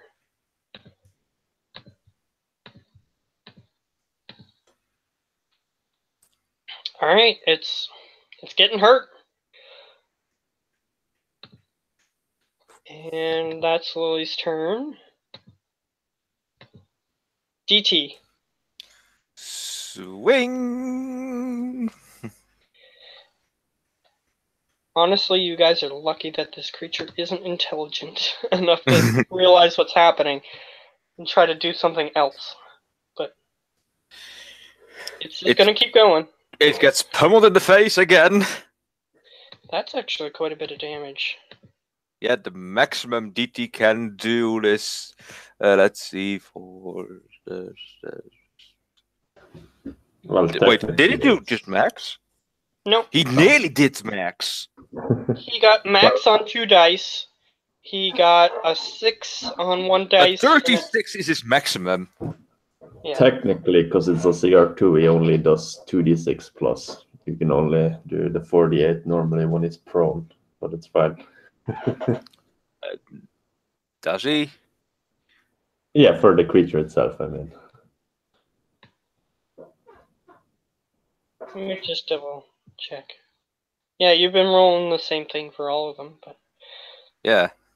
It's a giant elk one, but since that attack is actually stomp and DT has fists. Yeah, because I'm just saying the elk can only stomp on prone targets. It specifically says so in the text. Let me see, because I have the bestiary here. Giant? Hooves. Yeah, because its normal attack is 2d6. it doesn't have a kick ability, or is that? Yeah, it basically has when if it rushes 20 feet, it can attempt to make them prone included in the attack that does 2d6. If the target is prone, he can then do his hooves, or if yeah, that's how it normally okay. works. I see what you mean. So should I be lowering the damage technically? I'm gonna let it slide for now. Yeah, I'm gonna let it slide for now. But in the future, I'm not sure how to rule that really. Yeah, it says on a prone creature, but yeah, I mean, DT is basically standing and using the prone attack to, well, the hooves attack more as like a fist. You know what? I'll let it. Yeah. Because DT only gets to attack once per turn. So Yeah. it's not that game breaking or anything. I'll allow it. Yeah, Okay. just like the elk. Yeah. Okay. Enemy turn.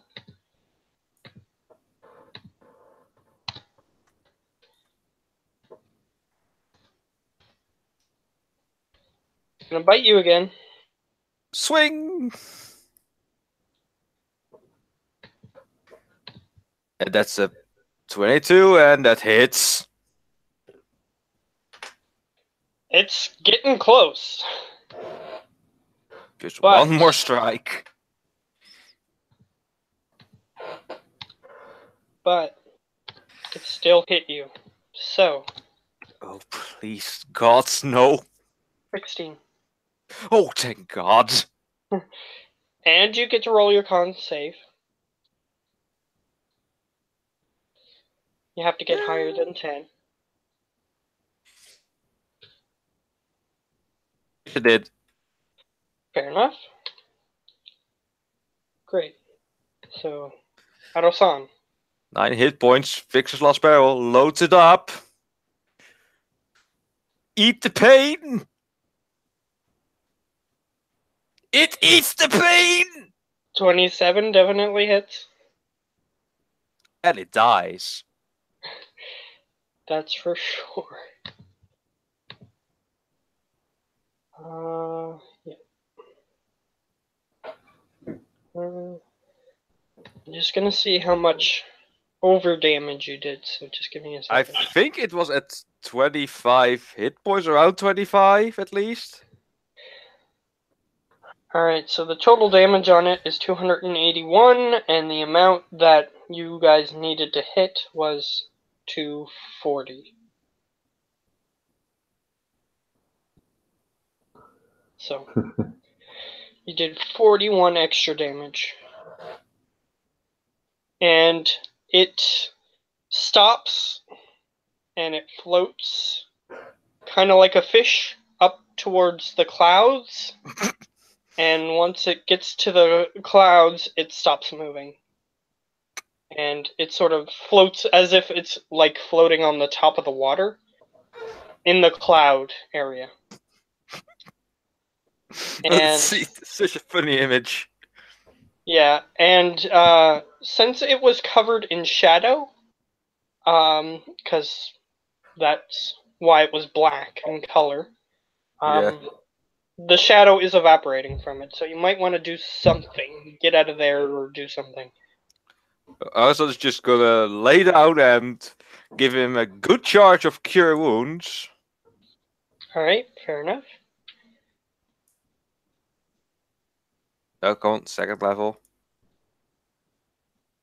Also, James, side note, when is she supposed to be back? Half hour, she said earlier. After a half hour. Well, I'll a let half you hour check. earlier, so Skeeto. Alright, so that is 13 points. So when the next hour hits, she should be back approximately that time? Yeah. Okay. Alright. So I'm back at 22 hit points, and then Alison is gonna give some of. Is going to heal the bird he accidentally hurt. alright, you can do that. How many spell slots do you have left? I have 1 spell slot. 1. Alright. So the giant eagle. He heals 8.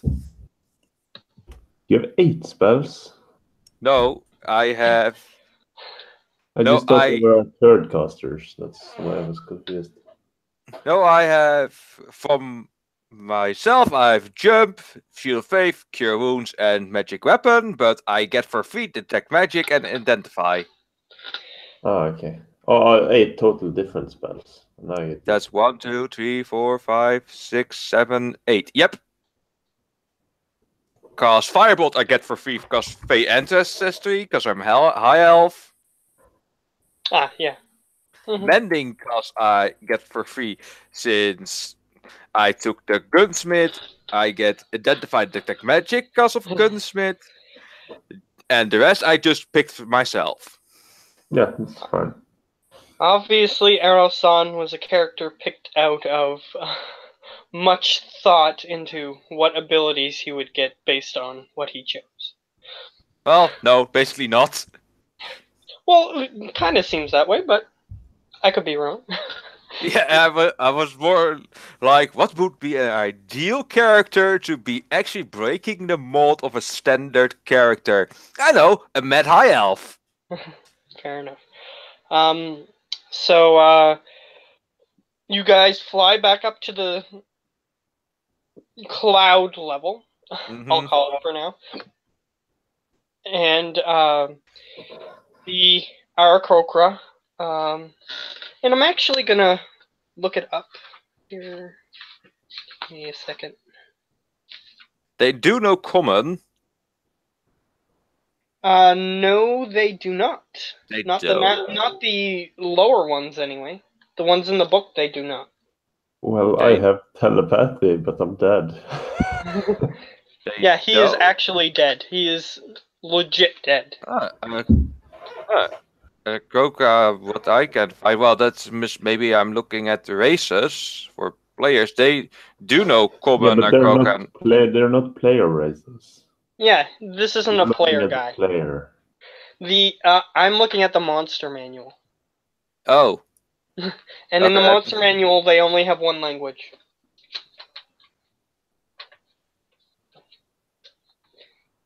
let me just see something here. You can check the stat block for them in the monster manual, and it will say, unless if they changed it. I recently downloaded a new version of it. Maybe they did. Let me see if I can find the right tab. It should be on a monster manual, you said? Yep. Alright, Kroka needs to load a bit because PDF is big. We have the actual books, and it says just. Yeah, I'm looking at the actual fine. book. Yeah, it says all on one language, so they didn't update it. But in the elemental evil, let's see if I say that right. But either way, these guys are just grunts, so I'll say that they only have one language anyway. Because they don't see any reason to learn any other ones. Yeah. So Seems logical, for now, so I that's would think. fine. But it would be nice to know what's in the book. Yeah. So Arsan is just standing there a bit confused, not understanding him, and then goes like, Then he just grabs his book and tries to write a few things, like images down, like peace. What do you draw for Uh, the image of peace? Because it might not mean the same thing to them. so Arsan just tries something and thinks of something he would know, shaking hands. Alright. They look at it, or the one that you're showing this to, because you're currently on a giant eagle, is looking at what you're drawing. It goes, and it doesn't look happy by what you've drawn. So Arsan just scratches his head. Just trying to figure out. Clearly not the intention he was meaning to give. You know what they are, so I will allow you to roll a history check to see if you remember anything in that what you've read or whatnot, to see if you can remember any customs they might have. History note. 15. That's decent. So they are a very they are neutral good in nature, usually. They're enemies of elemental evil. And let's see. They can summon air elementals from time to time. Let's see, what else would be relevant? That isn't really relevant, but it might be helpful. Let's see. They are very militaristic. usually, if I remember correctly. Yeah, they're neutral good. So they don't care which side you are on in a war. If they're doing something that is evil, then they're gonna take you out, basically. But since you were attacked by something that was generally bad and you didn't do anything bad yet, they're siding with you. Well, I did accidentally hit the eagle, then healed it, so maybe they understand that I actually made a mistake. He doesn't seem to be blaming you for that. It seems like he realizes that you were using a weapon that you're not trained in.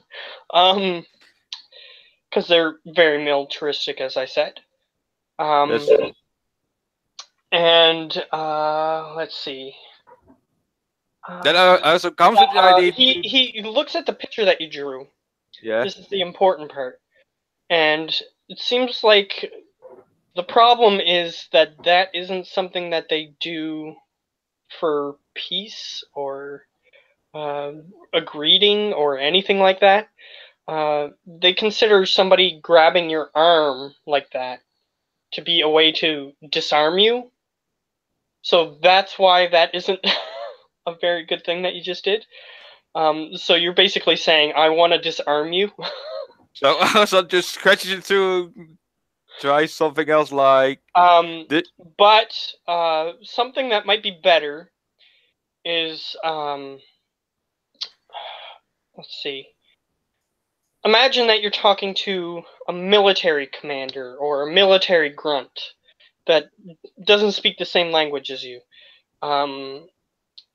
That pretty much their entire lives they were raised to defend areas from evil things. They're trying to protect all the realms, that sort of thing. Salute? So A salute, perhaps? you could try that. So Arslan slowly salutes the crocodile. Not sure it will work. And it looks at you. Let's see if it realizes what you're trying to do. Because there's something off by what you're trying to do. So, compared to how... I'll tell you if it's relevant. So, yeah, Arslan just seem a bit doubtful and confused and a bit disoriented. He got a natural one. So, he goes... He sort of cocks his head to the side in a very bird-like manner. He sort of just tilts its head sideways, and it goes... Doesn't seem like it's understanding what you're trying to do. So then Arslan goes back to the book and draws out what happened to them, how they got where they are right now. Alright, so what specific pictures do you draw? Well, because it might be important, like I said. Well, Arslan draws out that he was helping with Alatar, trying to help a mouse that was actually a man. I don't know how you would draw that, but okay, I'm getting a general idea of what you might draw. But so Arslan brushes off with the mouse and the man that the man was cursed by something evil, trying to picture it out into like drawings, and then he goes on to that they were helping them, and then goes to a whole comic book. Yeah, basically trying to draw out what happened in the previous events and such. I think that's gonna take a while. Okay, so here's what I'm gonna say the first picture is. First picture is a man standing next to a mouse, and there's like a dotted line between them to show that they're related in some way. Mm-hmm. And you show him the picture, it goes... Seems to understand, or at least it realizes that you drew a picture, and it sees the picture.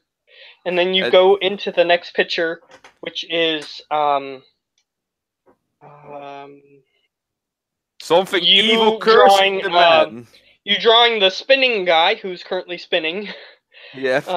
And him trying to and the dots connecting them to the mouse. And you sort of show him again, and he goes. He looks back at the spinning guy, and he goes. Arisa does put a halo above the spinning guy's head so that he knows that it's good. Okay, so it goes. Oh. It seems like it's understanding what you've shown so far. And then you draw another picture of a completely different picture of basically a stereotypical portal, so like a circle with the weird shimmering around it. And you show you guys stumbling, like a person stumbling into it. And then you show it to him. And as soon as you show that, he goes, oh. And he sort of puts his arm around you, and his hand, let's see. Yeah, his hand, it has the same amount of phalanges, I guess is the proper term, as digits? Digits, that I guess that's a better term. For as an eagle's claw would have, like, but it sort of looks kind of like a human hand would. And he sort of wraps his arm around you and starts leading you somewhere. So Looks like he's trying to take you somewhere. Yeah, Asa goes along, but DT comes along as well. All right. So, I'll say that Lily was marginally part of this. She went to go check on Gorath. I don't know what spells she has prepared. If you would try to revive him or not. So I'm gonna look at her spell list. Yes, revivify. She has no, at least not in the ones that I'm looking at. Oh, balls. So, no, there we go. Her cantrips, do paladins have only a certain amount of cantrips? Paladins don't have cantrips. Okay, so there are cantrips listed here for no reason. Maybe she has cantrips because of a certain way she went? Yeah, she could have, not because of halfling, but she could have had a feat or something, I don't know. Or an item, or... I'm not seeing any level 1 spells, but I see level 2 spells. Then it's probably the level 1 spells in cantrip. Okay, so Bless, is that a level 1 spell? Yeah. Okay. The paladins, you say? Yeah, it's a level 1 spell, Bless. Okay, so it doesn't show which level 1 spells she has prepared. But either way. Your her level 2 spells are it's a level Branding Smite, Branding Smite, Lesser Restoration, Locate Object, and Zone of Truth. So those aren't helpful. What level spell is Revivify? 3. According to this page, she has no level 3 spells. Yeah, because she's a half-caster. So she cannot revive you. So she's going to look your body over. Realize that there's nothing that can be done by her, at least. There might be something that can be done elsewhere. So not here. She might be able to keep your body in good condition. She sort of picks up your body. She's a paladin. They're not unfamiliar with ways of preserving bodies, but she has no preserving agents or anything. Well, maybe magical spells that heal, maybe, I don't know, guessing. She just picks up your body and is cradling it in her arms. You're technically bigger than her, but she's strong enough to lift you. So she just picks up your body and comes over to Arosan. And I'll try to do an impersonation again of her. She says, "So what do you want to do with this?" Take it. take it with us, because I don't think it would be a real good idea to leave it here. And Arzon is holding his book and like drawing himself and DT, trying to make clear that they're connected and that DT won't leave him no matter what. Yeah, he continues to look in the book as you're drawing. It seems like this creature is actually kind of intrigued in how you're trying to communicate with him. Well, so he's sort of pictures interested. are a bit basic, but they are the most basic, and everyone can understand them. Yeah. In a So way. he leads you back to the giant eagle, and gets you to mount the giant eagle with him. And I'll say that Lily mounts a different one, just for ease of access. Mm-hmm. And they seem the one that you were talking to goes, and points off to an area. You're not sure what he's trying to communicate, but the other one just sort of nods towards him and gets the reins in a ready position on the eagle. And it's kind of odd. They actually have like a bridle in the eagle's beak and everything to help turn the head of the eagle. They pretty much have horse equipment on this eagle, except it's tailor-made to the shape of the eagle. So it's kind of interesting if you were interested in that kind of stuff for your character. Arzon is a little bit interested, so he takes a few small notes of it. Yeah, they basically just use the same basic equipment as a horse would have, except it's on an eagle. So Arzon has two different books. One that is just, he has all the drawings in all and the lines against the Howler when he was like leader and such, and a book he takes all the notes in. And the notes, and the notebook is more literally like a notebook, having little pages stick out of the book and having tabs where certain things are with letters, names, and such on it. Yeah. So the DT actually goes and picks up, so that way you guys don't forget him, Alatar. Yeah, we don't. DT does have his orders to take him with him, something which should have stayed in his memory. Unfortunately, you would have had to order him to do that again, but he is he sees that you are sort of distracted and just goes over and picks him up. Yeah, picks up this rapid spinning man. Yep. And you guys start flying.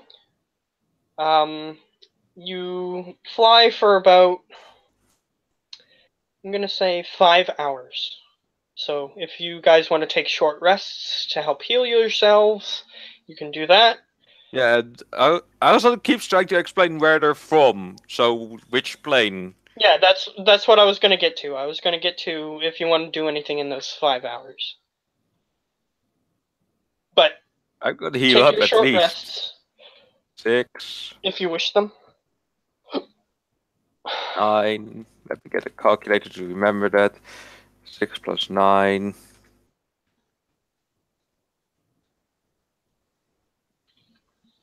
Yeah, and keep track of how many hit dice you have, because it might become relevant later. Plus 9.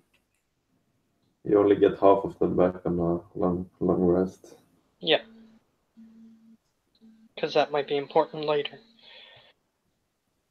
Plus... Another 9? What is it with me and 9s? And as you are flying away, I'll say that you look back and you see the weird fish-like creature sort of regain consciousness, look around, and then fly away as you guys are taking off into a different direction. Yeah, just not gonna say anything about it. Yeah, which is your character is relatively familiar with it because you've recovered from that state. So you were sort of disoriented. Suddenly you were just in a different location. That creature probably feels the same way, although it probably can't contemplate them as long as you would. Yeah. Might be something that you feel. Kindred kindred spirit with or whatnot. But either way. I mean, I helped the Sphinx that had the same condition. I helped a lot of things that had the same condition. Yeah. So you watch it as it flies away. Perhaps it will encounter other shadow-covered things and try to defeat them. Seemed pretty powerful, so So it might that's a be good thing to have. If it finds other things, it might attack those as well, but I guess Maybe it won't, who knows? You have no idea about this creature. You've never So seen also anything like it. just taking little doses and then stops for a moment and thinks to himself, "Oh no, please let there not be a skyscraper." I'll say that the amount of damage that you guys did was half its original health bar. So, it had quite a bit of HP. So you can judge from that as a player.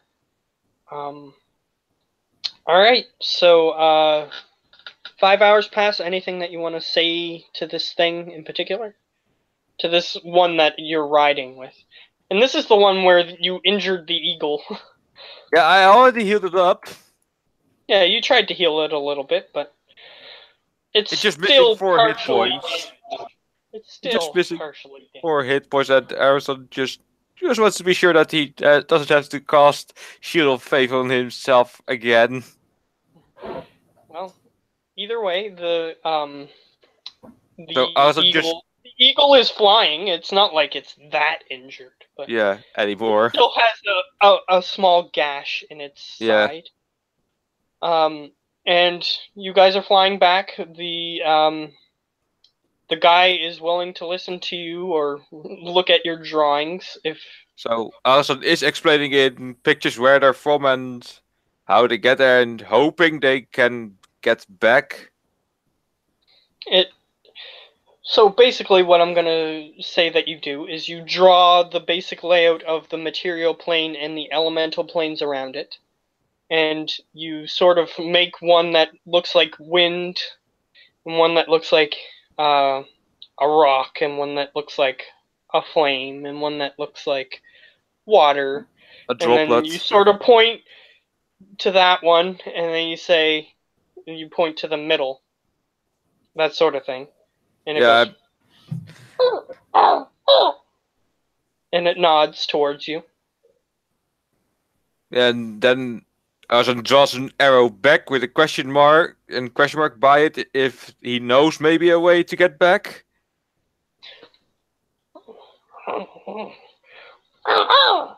And it sort of points to where they're headed. So Arison not understanding that means that he's taking us towards the way to get there. He perhaps is taking you there, or perhaps someone there knows something. You're not sure. You can't understand what he's saying. Well, it's at least a fair guess. At least you're headed somewhere that will be helpful. Yeah. So you know that these things are good in nature usually. So unless if you found aberrant ones, they're trying to help you. Yeah, which is good. So, So can Arison take a look at the gash on the eagle? Maybe he can do something. It looks like you just swung the sword at it, except the gash isn't as small now because you healed you mean as big? Because you said not as small now. That's a bit overcute to make big. Compared to the size of this creature, it's not that big of a wound, but you have a feeling that if it were attacked by something else en route or elsewhere before resting, it would have a less amount of leeway. So basically that's my way of saying it has less hit points. But other than that, it's fine. So Arison cracks his fingers, just spending his last spell point, just pointing at it and goes like, okay. Alright. Roll to see how much it heals. Overheal. Yeah. So it heals back its even its feathers that were knocked off from that area actually grow back into place. Because I'm saying, because you overhealed it, that's what happens. So Arson sticks his thumb like, yay, I did it. Alright, so the Aarakocra looks back, notices that you did that. It has a beak, so it can't exactly make a facial expression like a smile, but its brow opens up a little bit, so it raises up, as you would expect like a humanoid to have when they're having a surprised look or an impressed look, and it looks back at you with that expression. And it nods and then continues looking forward. So Arson just sits by DT and leans against him, taking his short rest. All right. Which taken already, so Bajay takes it then. If you want to say anything else, I'll give you an opportunity. It is Well, 5 hours. saying would be more drawing, since Arson knows where he's going. He just draws out that he's gonna rest against DT. All right, and it seems to understand when you, with the drawings, that DT is something that, like any other tool, to be used. Although it seems like it has some sort of functionality that makes it seem more living than just a tool, and it seems to understand that. Yeah, Arson also draws out that DT will do anything to protect Arson. It nods. So you draw DT killing the bird if when the bird touches you. No, more like DT walking out of a village that's full of dead goblins by then. And Okay, Arson lost out. It looks at it. You have a feeling that the message that it got from your particular drawing is that DT is powerful, basically. Yeah. And it looks over towards DT, and what it does is its wing flicks up in front of its face. Part of one of the bone structures that sort of bends down to the rest of the wing. It bends up in front of its face, and it does a sort of salute with that way, and it goes towards him, and just continues looking forward. Yeah. So DT just lifts one arm and holds it by his head, saluting. It looks at him strangely, cocking its head to the side. This creature isn't the most intelligent of creatures, but you have a feeling it might eventually understand what you mean by that after a while. Well, it might seem that it's a way from our world to being respect or in some kind of way. Yeah. I guess. So the Aarakocra, from what you've just seen, seems like they do salute. It's just that they use their wing to do it instead of their hand, and it seems like he's having a hard time. Maybe this guy's just a soldier, not too smart. Yeah, I mean, where are our wings? We don't have wings. I mean. Yeah, so it's not quite getting that you don't have wings, so you can't do it that way. Yeah. But either way. So Arson is just basically sleeping against DT. Alright, it allows you to do so. And I'll say she said she would be back soon, but I'll rewind if she really wanted to have done something. So you guys, I'll say about 4 hours into your journey, you look forward, and you see what looks like a castle in the sky, literally. It's floating on clouds, and it's just this giant castle, pointed, I guess the word is parapet, but I'm not sure. Parapet. Yeah, they have like pointed rooftops, the stereotypical castle type look of the pointed rooftops, and the parapets. There's these creatures are manning the different portions of the castle, looking around as if being on high alert, pretty much. In military terms, they're on high alert. And there's a bunch of them flying around the perimeter as you begin to approach. And a squadron of like 12 of them approach you guys as you guys are approaching. They look at the ones riding the giant eagles, and they sort of fly in place for a minute. And they sort of communicate for a bit. And they look back at you guys, which are currently injured. They see that there is a dead body among your number, and they sort of motion for them to continue. So basically, they passed a security checkpoint. Oh, there was some echoing. There's some echoing. Sorry. That's all right. There was No problem. My iPad thing. Yeah. Yeah, there was a huge reverb just for a second there. Yeah. Anyway, where was We I? just passed the security checkpoint, he said? Yeah, it was basically like a security checkpoint. They were patrolling a certain area of the sky near there, and saw you guys approach. They talked to the guards, sort of thing, and they allowed you to continue. And you guys reached the... It's kind of like if you could imagine like an ancient castle having a helipad on the top. So there's like a platform up there where the eagles land onto the platform. And you guys dismount, and the ones that were riding the eagles sort of motion for you guys to continue with them. Well, Astos is a bit of a deep sleeper, so DT just picks him up and starts walking with him. Alright. That happens. DT is informed to follow them, I guess.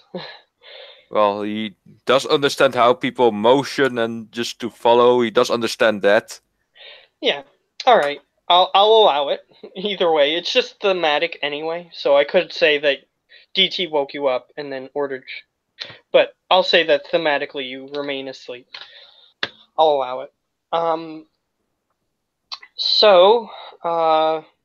say that Lily continues. And DT is still holding... to Alatar. wake him up. Sorry? She can try to wake Alison up. DT will allow it since she trusts her. For now, she doesn't care. She's just trying to follow these guys for now. Yeah, with our sladdy friend. Yeah, she's carrying his corpse in her arms. They lead you down some corridors. This place is relatively efficiently built, so there's no unneeded corridors or anything like that. You get straight to the place that you're trying to go in the corridor, using the corridor, that sort of thing. The architecture, it's relatively militaristic, so it looks like a castle from the exterior, but inside it's more barracks-like. The hallways just lead to, like I said, to where you need to go. There are signs up, but they're written in words that you don't understand. And once in a while, one of them will glance up at the words that are up there, but you assume that they mostly know where they're going. They walk down a bunch of stairs, get to another room, which looks like a barracks type room. Beds. There's even sharpened weapons nearby the beds, just in case there's an emergency, and there are some of them sleeping next to the bed, so like if there's an emergency, they can wake up and just grab their weapons quickly. I think a few would flutter up from the heavy footsteps from DT just walking by. Alright, so you awaken, and you are at this point in the middle of that barracks room, so you sort of look around groggily at the different ones sleeping in their beds. and you see that you're in a castle-like area. Like from the stone, you can tell that it's a stone building. It's pretty efficiently built. Just rooms that are open rooms, not much furniture that isn't needed. Just the beds itself and storage lockers, that sort of thing. So you exit that area, unless if you want to do anything there. Already back? One of the Aarakocra looks back at you and goes, and sort of nudges the other one and goes, oh, and the other one goes, like that. And the eagle-like laugh. And you get the feeling that they're making some sort of inside joke, if not just an explicit joke that you don't understand. So just shrugs and then just rubs his eyes out, waking up more and more. Alright. So they lead you through that barracks room and lead you down another set of stairs, and then you reach a more open area. Based on how many stairs you went down, you assume that you're probably in the entrance area. It looks like a lobby type area. There are pillars that are built, and there are 2 statues, one on each side of this room. It's kind of like a foyer type room, like an entrance to the castle sort of thing. And the 2 statues are just militaristic style statues of Aarakocra standing there with its weapon in hand, that sort of thing. And one of them motions for you to go forward. So Aslan gets off DT and walks forward as told to. Yeah, he's motioning towards big, huge double doors, which currently have 3 guards on each side of these huge double doors. So Aslan just watches each side and walks towards the door, taking slow steps, not sure what's going on. Yeah, you sort of look at both sides. Seems like they're on pretty high alert. So, they have extra guard in certain locations, that sort of thing. You walk forward, and the ones that were leading you this way go. And one of the other ones on the side, comes over to the huge double doors and pushes them open. And these ones that are in this building, they have like metal helmets that don't have any decoration on them at all. They're just sort of metal with the little thing that comes down the middle, and the eyes are open and their beak comes out, that sort of thing. They're just very functional, not in any way. Like I said, they're pretty militaristic. And they also have body armor that has holes for their wings, that sort of intricateness. And the doors open, and it leads to an open chamber. There's nobody in there at the moment that you can see, but you see that there's like a large chair on the far end, and you see that there are chairs lining both walls. Sort of just an open, perhaps meeting room of some sort, you're not sure. Yeah, it seems like it to our son, but he just makes sure to check that he's not like invading someone's room. And So then just walks. Cautiously look back and forth, I'll say. And the Aarakocra sort of dashes back after he opens the doors enough for you guys to go through. Yeah, well, DT and our son just walk in. Alright, you guys walk in. You look around. Lily is close behind, still carrying the corpse. And sort of looks. You don't see anybody in this room. So our son just slowly takes out his drawing book instead of his notebook and starts making small drawings of the room he's currently in. One of the Aarakocras sees that you're sort of glances into the room to see if you're in the room yet, and if you look back at him, he sort of motions like this and goes, "Roar!"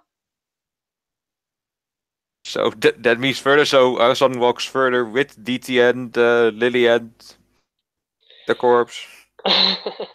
Fair enough. And Arasan is just taking small, like, sketches of the room they're in. DT is currently carrying Alatar, which is kind of weird, because he's sort of going like that, trying to turn, but is unable to, due to DT's grasp. You get about midway through the room, when suddenly you hear really loudly. Any reaction? So Arasan just stops and looks around where the sound might be originating from. It's actually echoing throughout the room, so you can't really tell where it's coming from. So he just stands still, and looks around of what's happening. Alright, make a perception check. Perception. Something I can do. Exceptionally bad, this one. A 1. Give me a second. Just looking something up. Well, he can do all the most visual things away because it's natural 1. Yeah, you're sort of disoriented as wind starts covering your eyes. You can't really see what's happening. And you hear in front of you, but you still hear violent wind going around you. You look behind you, even with a natural 1, you see that the doors are closed at this point. Well, DT is still around me. Yeah, he's still there. So if I was under any threat, he would react and defend. He hasn't done anything yet. So does he perceive anything? If he does, he's unable to tell you or hasn't told you. Well, if he perceives anything, then he would be reacting, right? So, That's a another wisdom. couple of seconds passed. Actually, I'm going to roll for Lily, just to be fair. Mm-hmm. And she's technically in NPC mode at the moment. So... Yep, DT has a +4 in his perception, so if I'm going to say you don't need to roll for him okay. due to reasons that you aren't aware of. Okay. No, she's also not doing very well. No. The wind is kicking up. In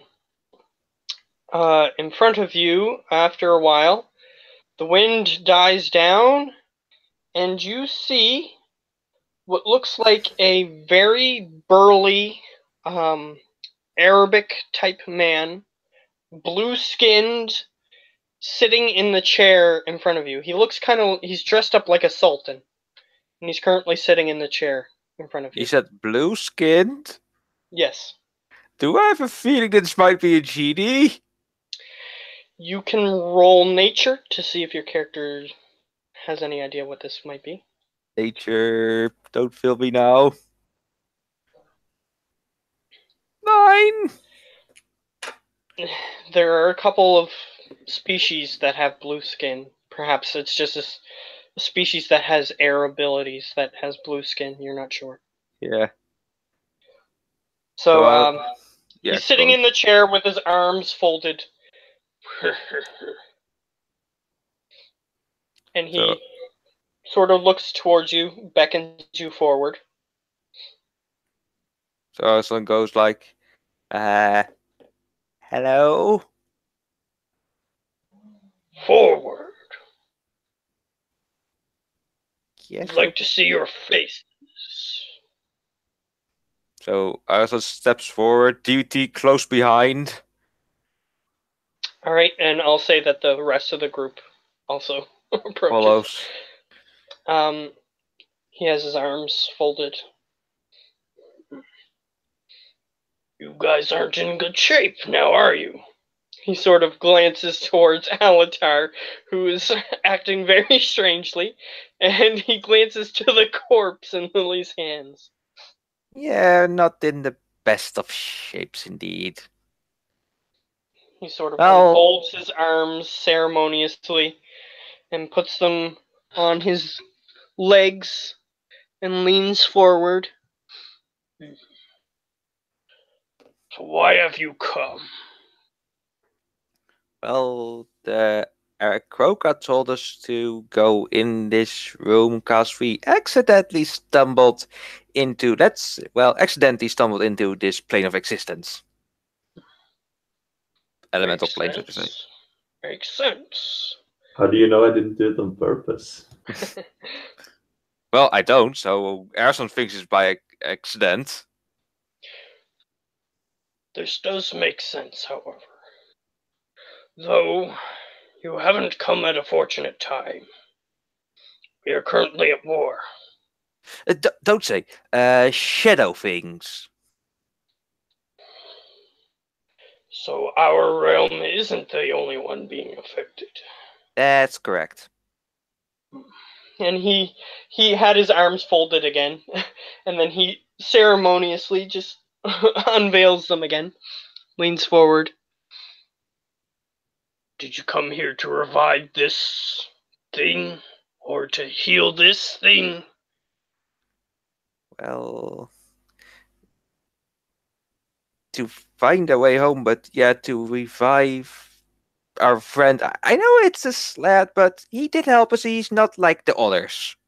As am I. I'm not like a high elf, as you have noticed, since I'm not the most stable-minded. He looks down at you. And he looks towards the corpse. I do sense good in it. However, I sense that problem will solve itself. Oh, that's good. Do not worry about him. What about our friend? Well, if my mechanical friend would put him down, he would be spinning in place. But he has been in this condition because he tried to lift the curse from a mouse, and now he, well, can't find the mouse, so he's spinning in place. You see a big grin crawl across his face, and as soon as you say the last word, he goes,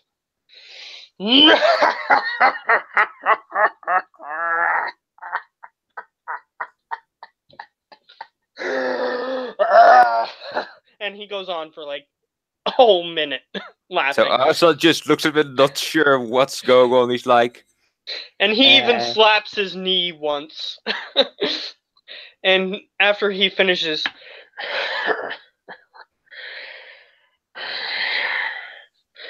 you didn't come here to tell a joke now, did you? well, no. He starts stroking his full beard that's like puffing out from his face about this far. And he goes, seems you are telling the truth. However, seems that problem is going to solve itself now. And you see, Alatar, you come to consciousness after dealing with that trial, and you are suddenly in what looks like a throne room. You have no idea where you are, and you see it's a man who actually has Arabic-looking looks, and he has a sultan's outfit on. Definitely. So he has like the turban on. He has like the feather on the front of the turban. He has the baggy silken pants. He's got Sultan down to a T. Okay. So Sultan tea, got it. Yeah. And he's sitting on this throne and he's looking at you very intently, and he has his fingers in a snapped position. And he says, "See, told you." Yeah, he's okay. Well, it's okay that I tell him what went on for like the past few hours. Hold on. He snaps his fingers. Alatar, you are now suddenly aware, as if you've been conscious the entire time, of what happened while you were in your strange state. Like, almost as if you've been from a third-person perspective of everything that's happened. Okay. So our son turns towards him, and says, "Yeah, so I guess you know now. So you know you were spinning dreidel a long time." Yeah, you from this third-person perspective saw that you were spinning in place and whatnot. And the weird that's creature interesting. that attacked you, the whole 9 yards.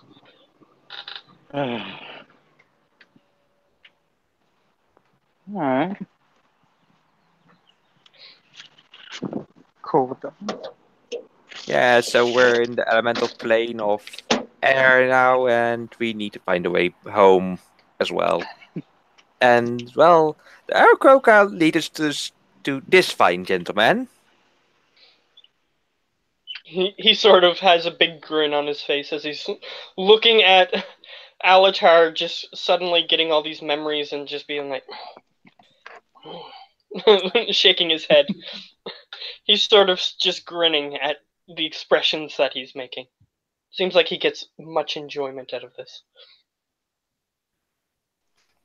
Did he notice our son's toy, so to say? Not TT, but the other one. You mean the sword? Or No, what? no. Well, I think he noticed that one as well, but also his gun. Something Oh. that's quite. You mean the guy in the chair? If you No. noticed that? Yeah, that if he noticed our son's gun and the sword, perhaps. It seems as though he's not caring about that. Okay. Well, the sort sword he wouldn't really notice since that is in the bag of holding. Well, then he wouldn't notice it. So, he's sort of laying back, trying to get comfortable in this chair. So, anything else? You want to get sent back? I heard that. But anything other than that? Well, I guess I guess we should do something in return. Well, we do know one thing about the shadow creatures. Well, we'll see if it's something we don't already know. Well, yeah, that's true. I can't read minds, and that whatever they infect, they also take the weaknesses of it. Yes, that was a theory that the grunts were working on. As you could probably tell, they're not the brightest. Yeah, I kinda noticed, but they do understand pictures. Yes, something that a 3-year-old human could understand. Pictures. They're great at that. So that helped. But yeah, that theory is correct. So if you were to, for say, vaporize a water elemental that has been infected with the black stuff, well, it would have the same effect. Well, thank you. I'm not doing much fighting on the front line, let's say. And he puts his foot up on his other knee, his left foot up on his right knee, in a very relaxed position, and you notice that his shoes are extremely curly at the tip. and his color, the colors of his clothes. You're just now noticing like he has a vest on, a silken vest and everything.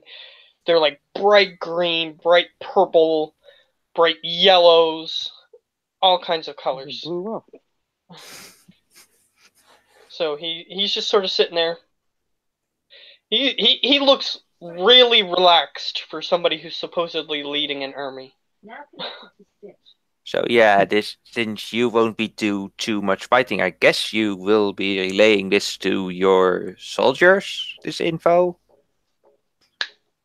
Done. That's good Oh, to that was know. easy. Well, yeah, we were wanting to go back to our own plane. That's the material plane, was it? Yes. Yeah. The material plane. Well, you could do that. Or you could have a feast. You want a feast? Pretty Well, cool. no, we do have to help people that are there. We can't Do abandon you them. want a feast? I wake up from the dead and say yes, and die. Unfortunately, not yet. So Azan Need looks energy. at the others like, do we? Alatar? I say, yeah. I mean, we need food for energy. I've been asleep for a while, so I'm kind of hungry. So he looks Well, over at a Lily. feast you will have.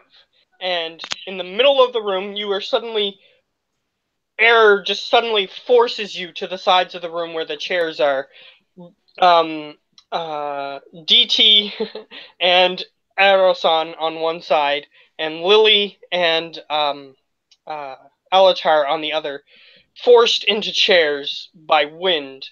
And you're sitting, and he suddenly just motions his hand towards the middle of the room. A table appears, and a tablecloth falls from the ceiling onto the table perfectly. And the chairs are pushed into the table with wind. And he says, "Let the feast begin!" And he just motions his hands forward, and food just appears in front of you. Your favorite foods right in front of your face. Oh, no, it's Hogwarts. You and Aro-san, you're getting the feeling that your suspicion was correct. This is a djinn. He's just magically poofing things into existence. Yeah, it seems like a nice one as well, but I was also curious, does he have any ulterior motives, perhaps? So inside you of know that room? that wind-based djinn, which are called djinn, actually, they're called djinni. So, they are usually good 99% of the time. So, 99% of the time. yeah, there's always the exception. Oh yeah, they're the chaotic good one. Yeah, they're chaotic good. So he is just summoning things, throwing you around. You can definitely tell where the chaoticness comes from. Yeah. So you have the food in front of you. And he motions for the door, towards the door. The door opens violently, and he says, "Come!" And you see a couple of the Aarakocra file into the room.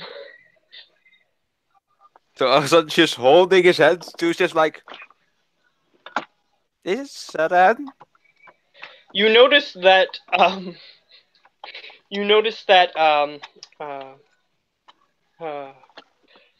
I'll just grab it. Goroth is also sitting in a chair with his head slumped to the side. Oh, that's a bit less well. He did say it would fix itself.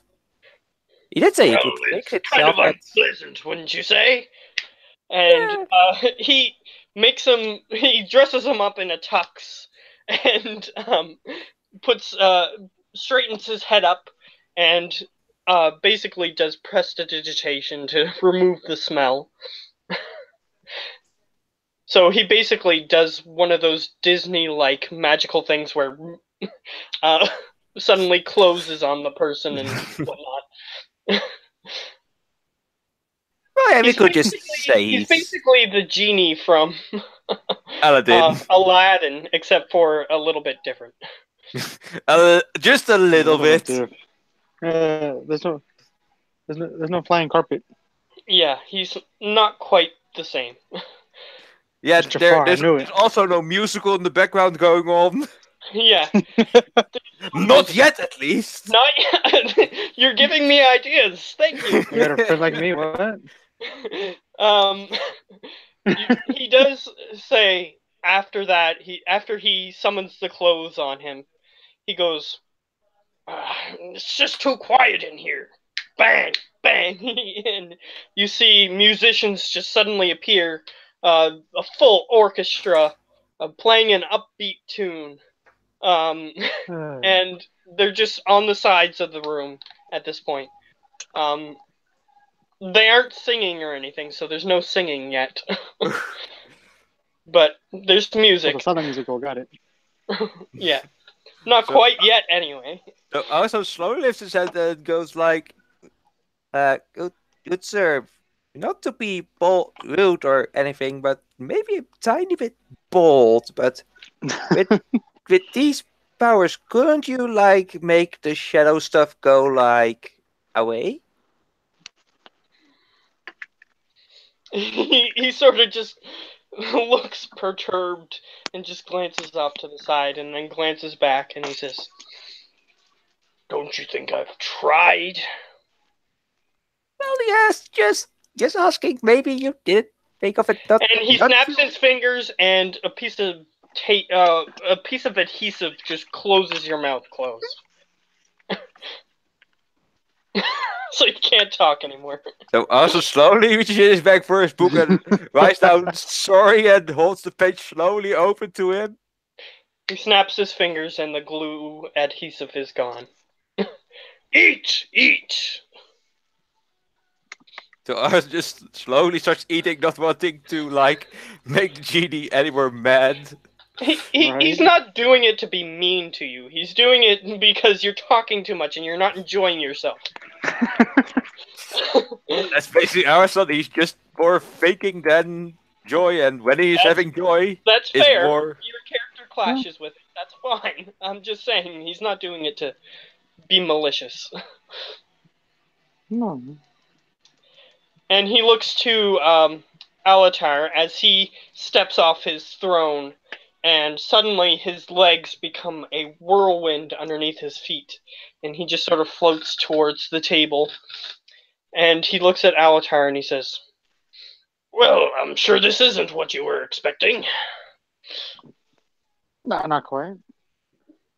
His legs turn back into legs as he uses wind to pull the chair towards him, and he sits down.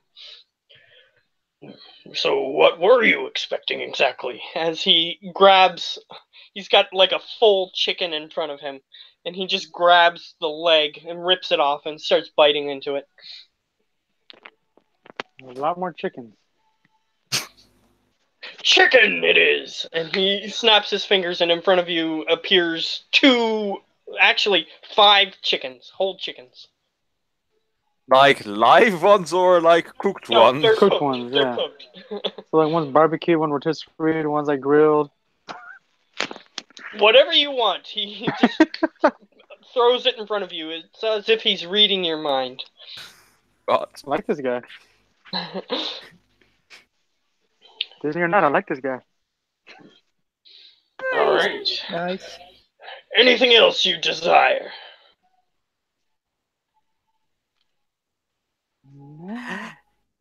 Well, I was just thinking, like, what should he ask if he's really gonna give me what I want? I know, right? He doesn't want to make him mad. Just want to stay on his good side because he has been nice and such. He says, anything. Well, almost anything. Don't want any bad stuff, right? Well, depends on who to and what the bad thing is. Am I right? He winks. A joke can help sometimes. True. He just seems really happy to just be talking to you. Every word just drips with happiness and joy. So I guess you didn't have any guests for a long time. Well, that black stuff put a damper on visitors, that's for sure. That it did.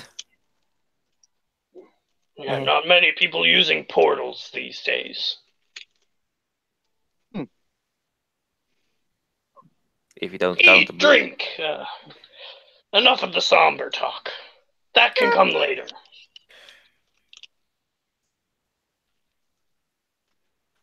So Elsa just starts eating and drinking as our dingy host suggests. Right. It is a dingy, right? It's a gin. A gin. Or So no genie, tonic. as The the genie? yeah. It's spelled in the original spelling, not with the G, but with the DJINNI.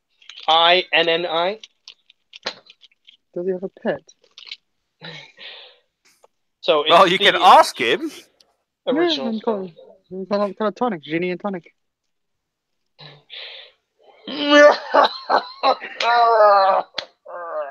Good one. Alright, more chicken.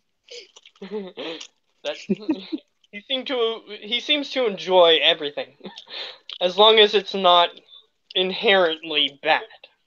He seems like he can get enjoyment out of pretty much anything. That's good though. And Arosan, you look next to you and you see, or across the table actually, because Lily is on the other side of the table.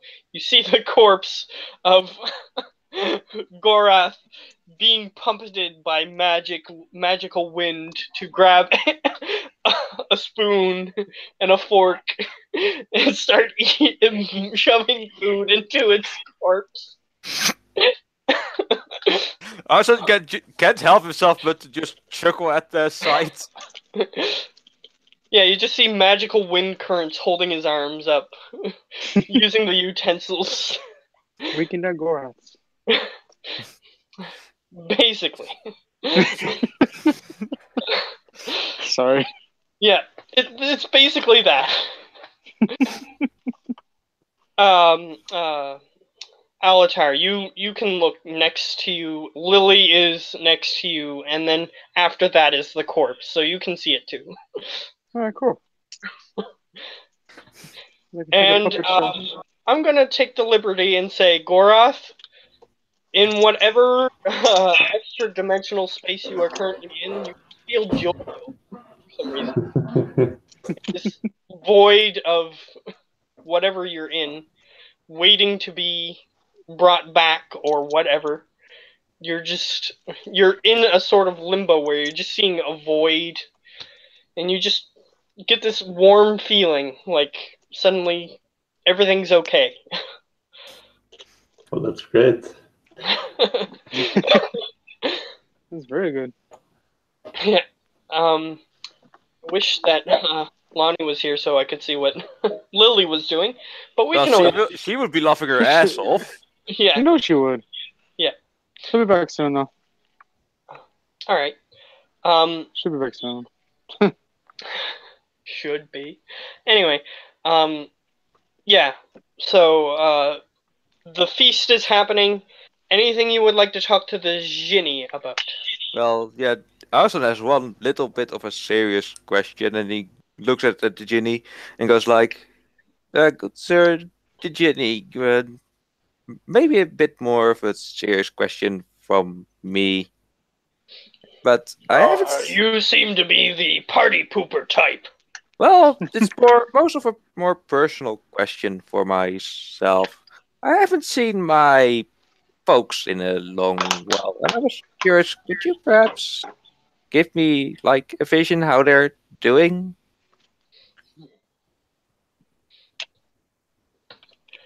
I see what you're doing. You're trying to cheer yourself up with some good news. Yeah. Well, if it's at least good news, what I'm going to see, you never know what their situation is, right? Because it is a thing Suppose that's that's bothering my fair. mind. Do you want me to vet the answer before I give it to you? Well, would it be if you were to? Because if it were to be bad, then you wouldn't tell me. But if it were to be good, then you would show it to me. How about you Disney-fy it? I have an idea. How about this? If it's truly bad, I'll give you a fake vision of happiness. But if it's truly good, I'll give you the reality. That's Reality check. fair, I guess. Alright! Let's get this party pooper back in the game. And he sort of just places his finger next to his head. Alright. Here! And he sort of just motions his hand towards you. And suddenly your vision is just clouded and your head just instinctively goes back as all these memories are filling your head that he's implanting. You see a rainbow field.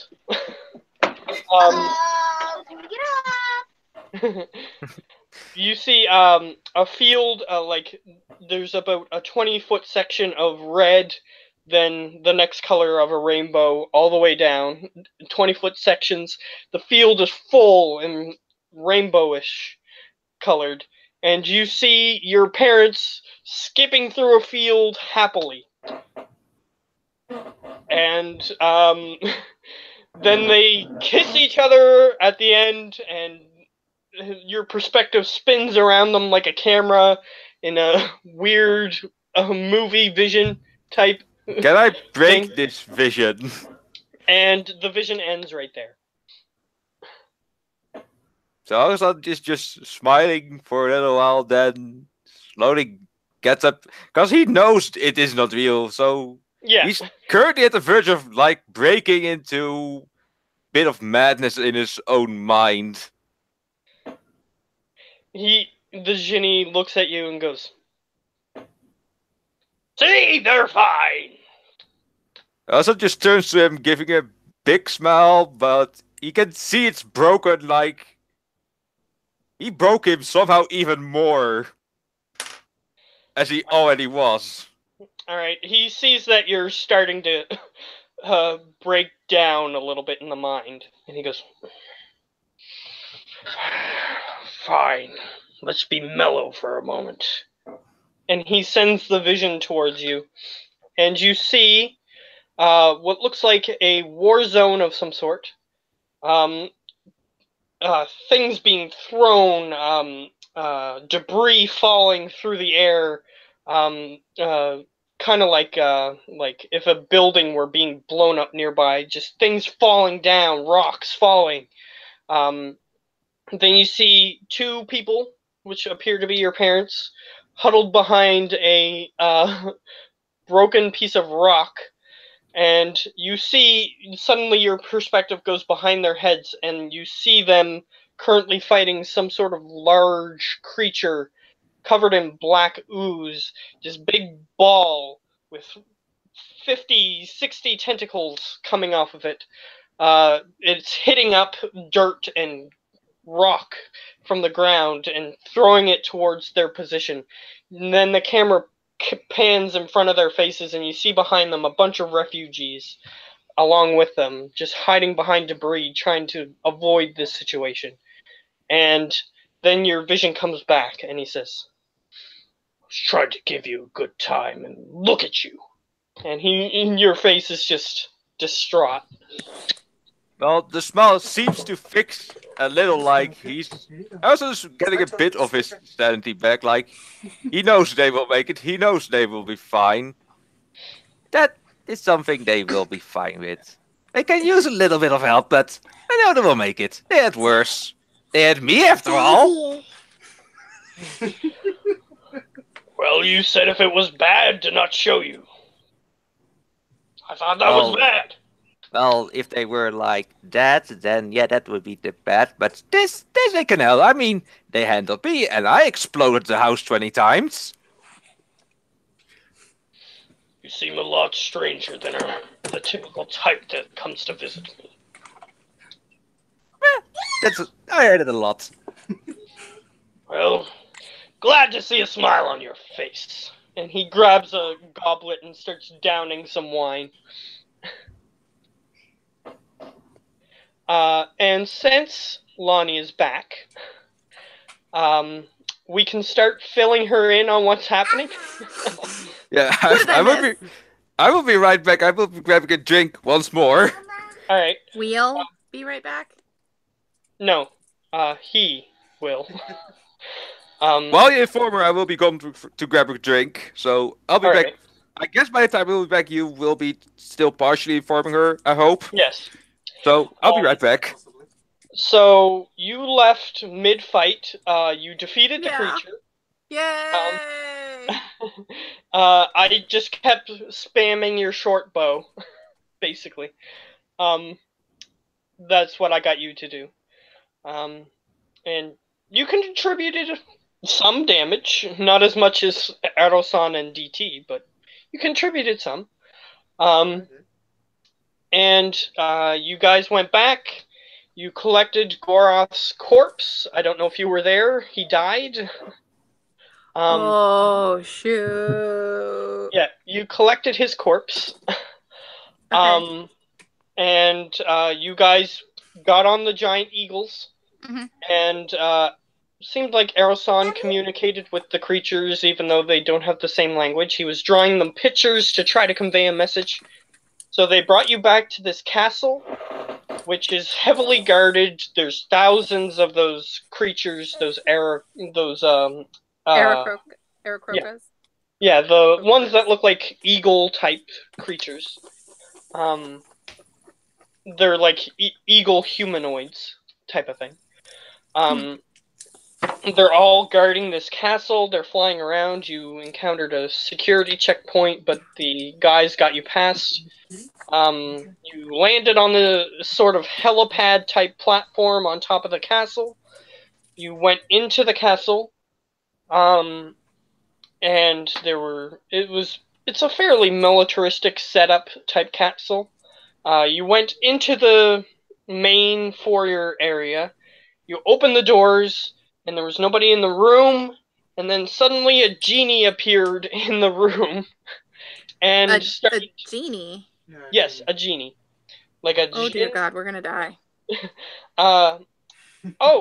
You know how he was drinking and whatnot? That's because the genie is good. So basically, you guys were standing in front of him, and he talked for a while, and he said, I could send you guys back home, or we could have a feast." And Alatar basically agreed for everybody. Basically. And he You're lagging, or is it just me? It's No, not you're just the you. only one. Matt, rejoin Google Hangouts.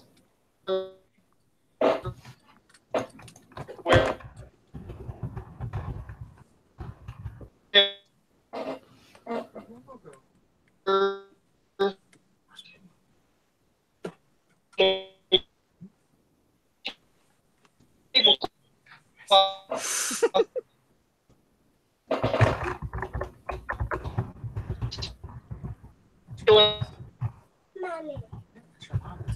Mommy. Mommy. Dada. Para mamá. Rejoin. Es mío. Esta tuya.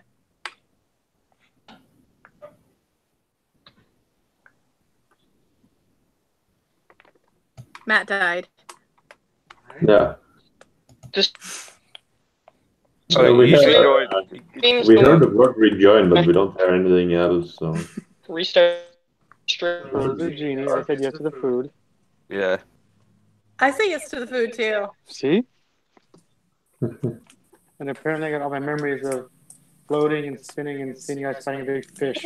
Big I say.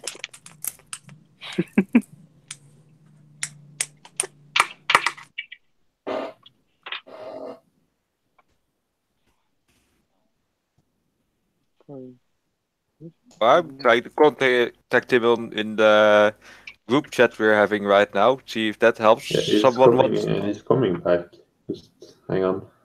Yeah, someone can try the Facebook group chat. Maybe that also can help. He's fixing it currently, so there's no point in sending more messages. I'm the DM now. I see. Oh, Thank you.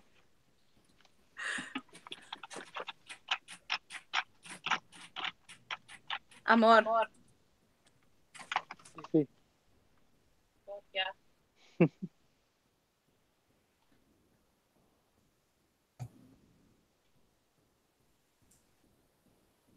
he's fixing it.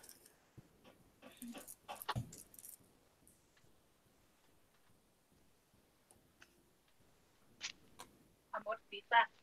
Vete para acá. Vete. No se tuya. Vete para acá.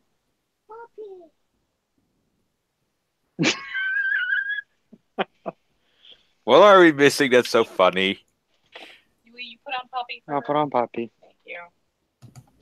She wants to watch Poppy, which is her language for trolls. See? That's why it's funny. They think trolls are good things. Oh, wait until she starts playing D&D, then she will know not to trust them.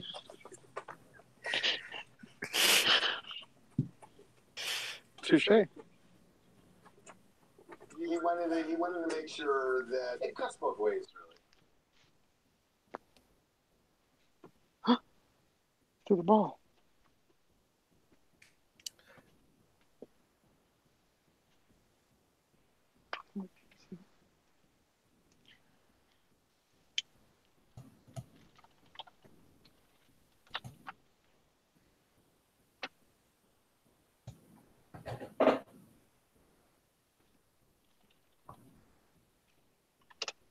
So I think Matt took quite a hit here. I think we killed the genie. Maybe we should have, yeah, maybe this would have never ever happened. Nah, this genie's a good guy. Oh, it's even worse. His internet disconnected. Oh no. Oh, I guess that's it for today. No, we will wait. We will play, and we will hope.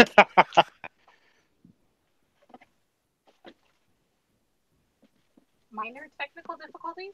Please stand Yeah. by. Yeah, minor would be light. Be saying it.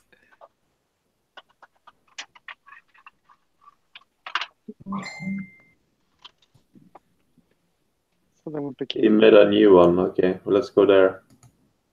Okay. Oh wait, shouldn't he be stopping this one somehow? Maybe one of us can do that. Oh, thank you.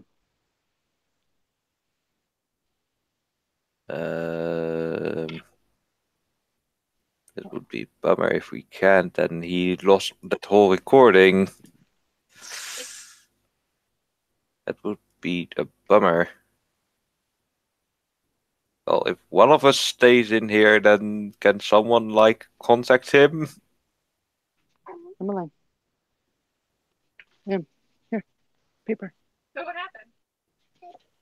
There you go. If you guys can hear me, not if you can hear me on the side, can you inform them to what I should do? Because if we leave now, all of us leave, then he might lose the recording from this one here. Yeah, right now it's just me and you. I mean, I can stay on for now. It doesn't matter. Okay, just inform him about that. So Yeah, that someone should stay just to be sure that he can have his stuff. Yeah. I'm just getting Poppy set up. Okay, if you stay here, then I will go to the other room. Okay. Oh, there's another room? Yeah, the new one. Oh, I can do two at the same time. Hooray. I didn't know he said another one. Oh, wait, I need to abandon the other one, so... I guess we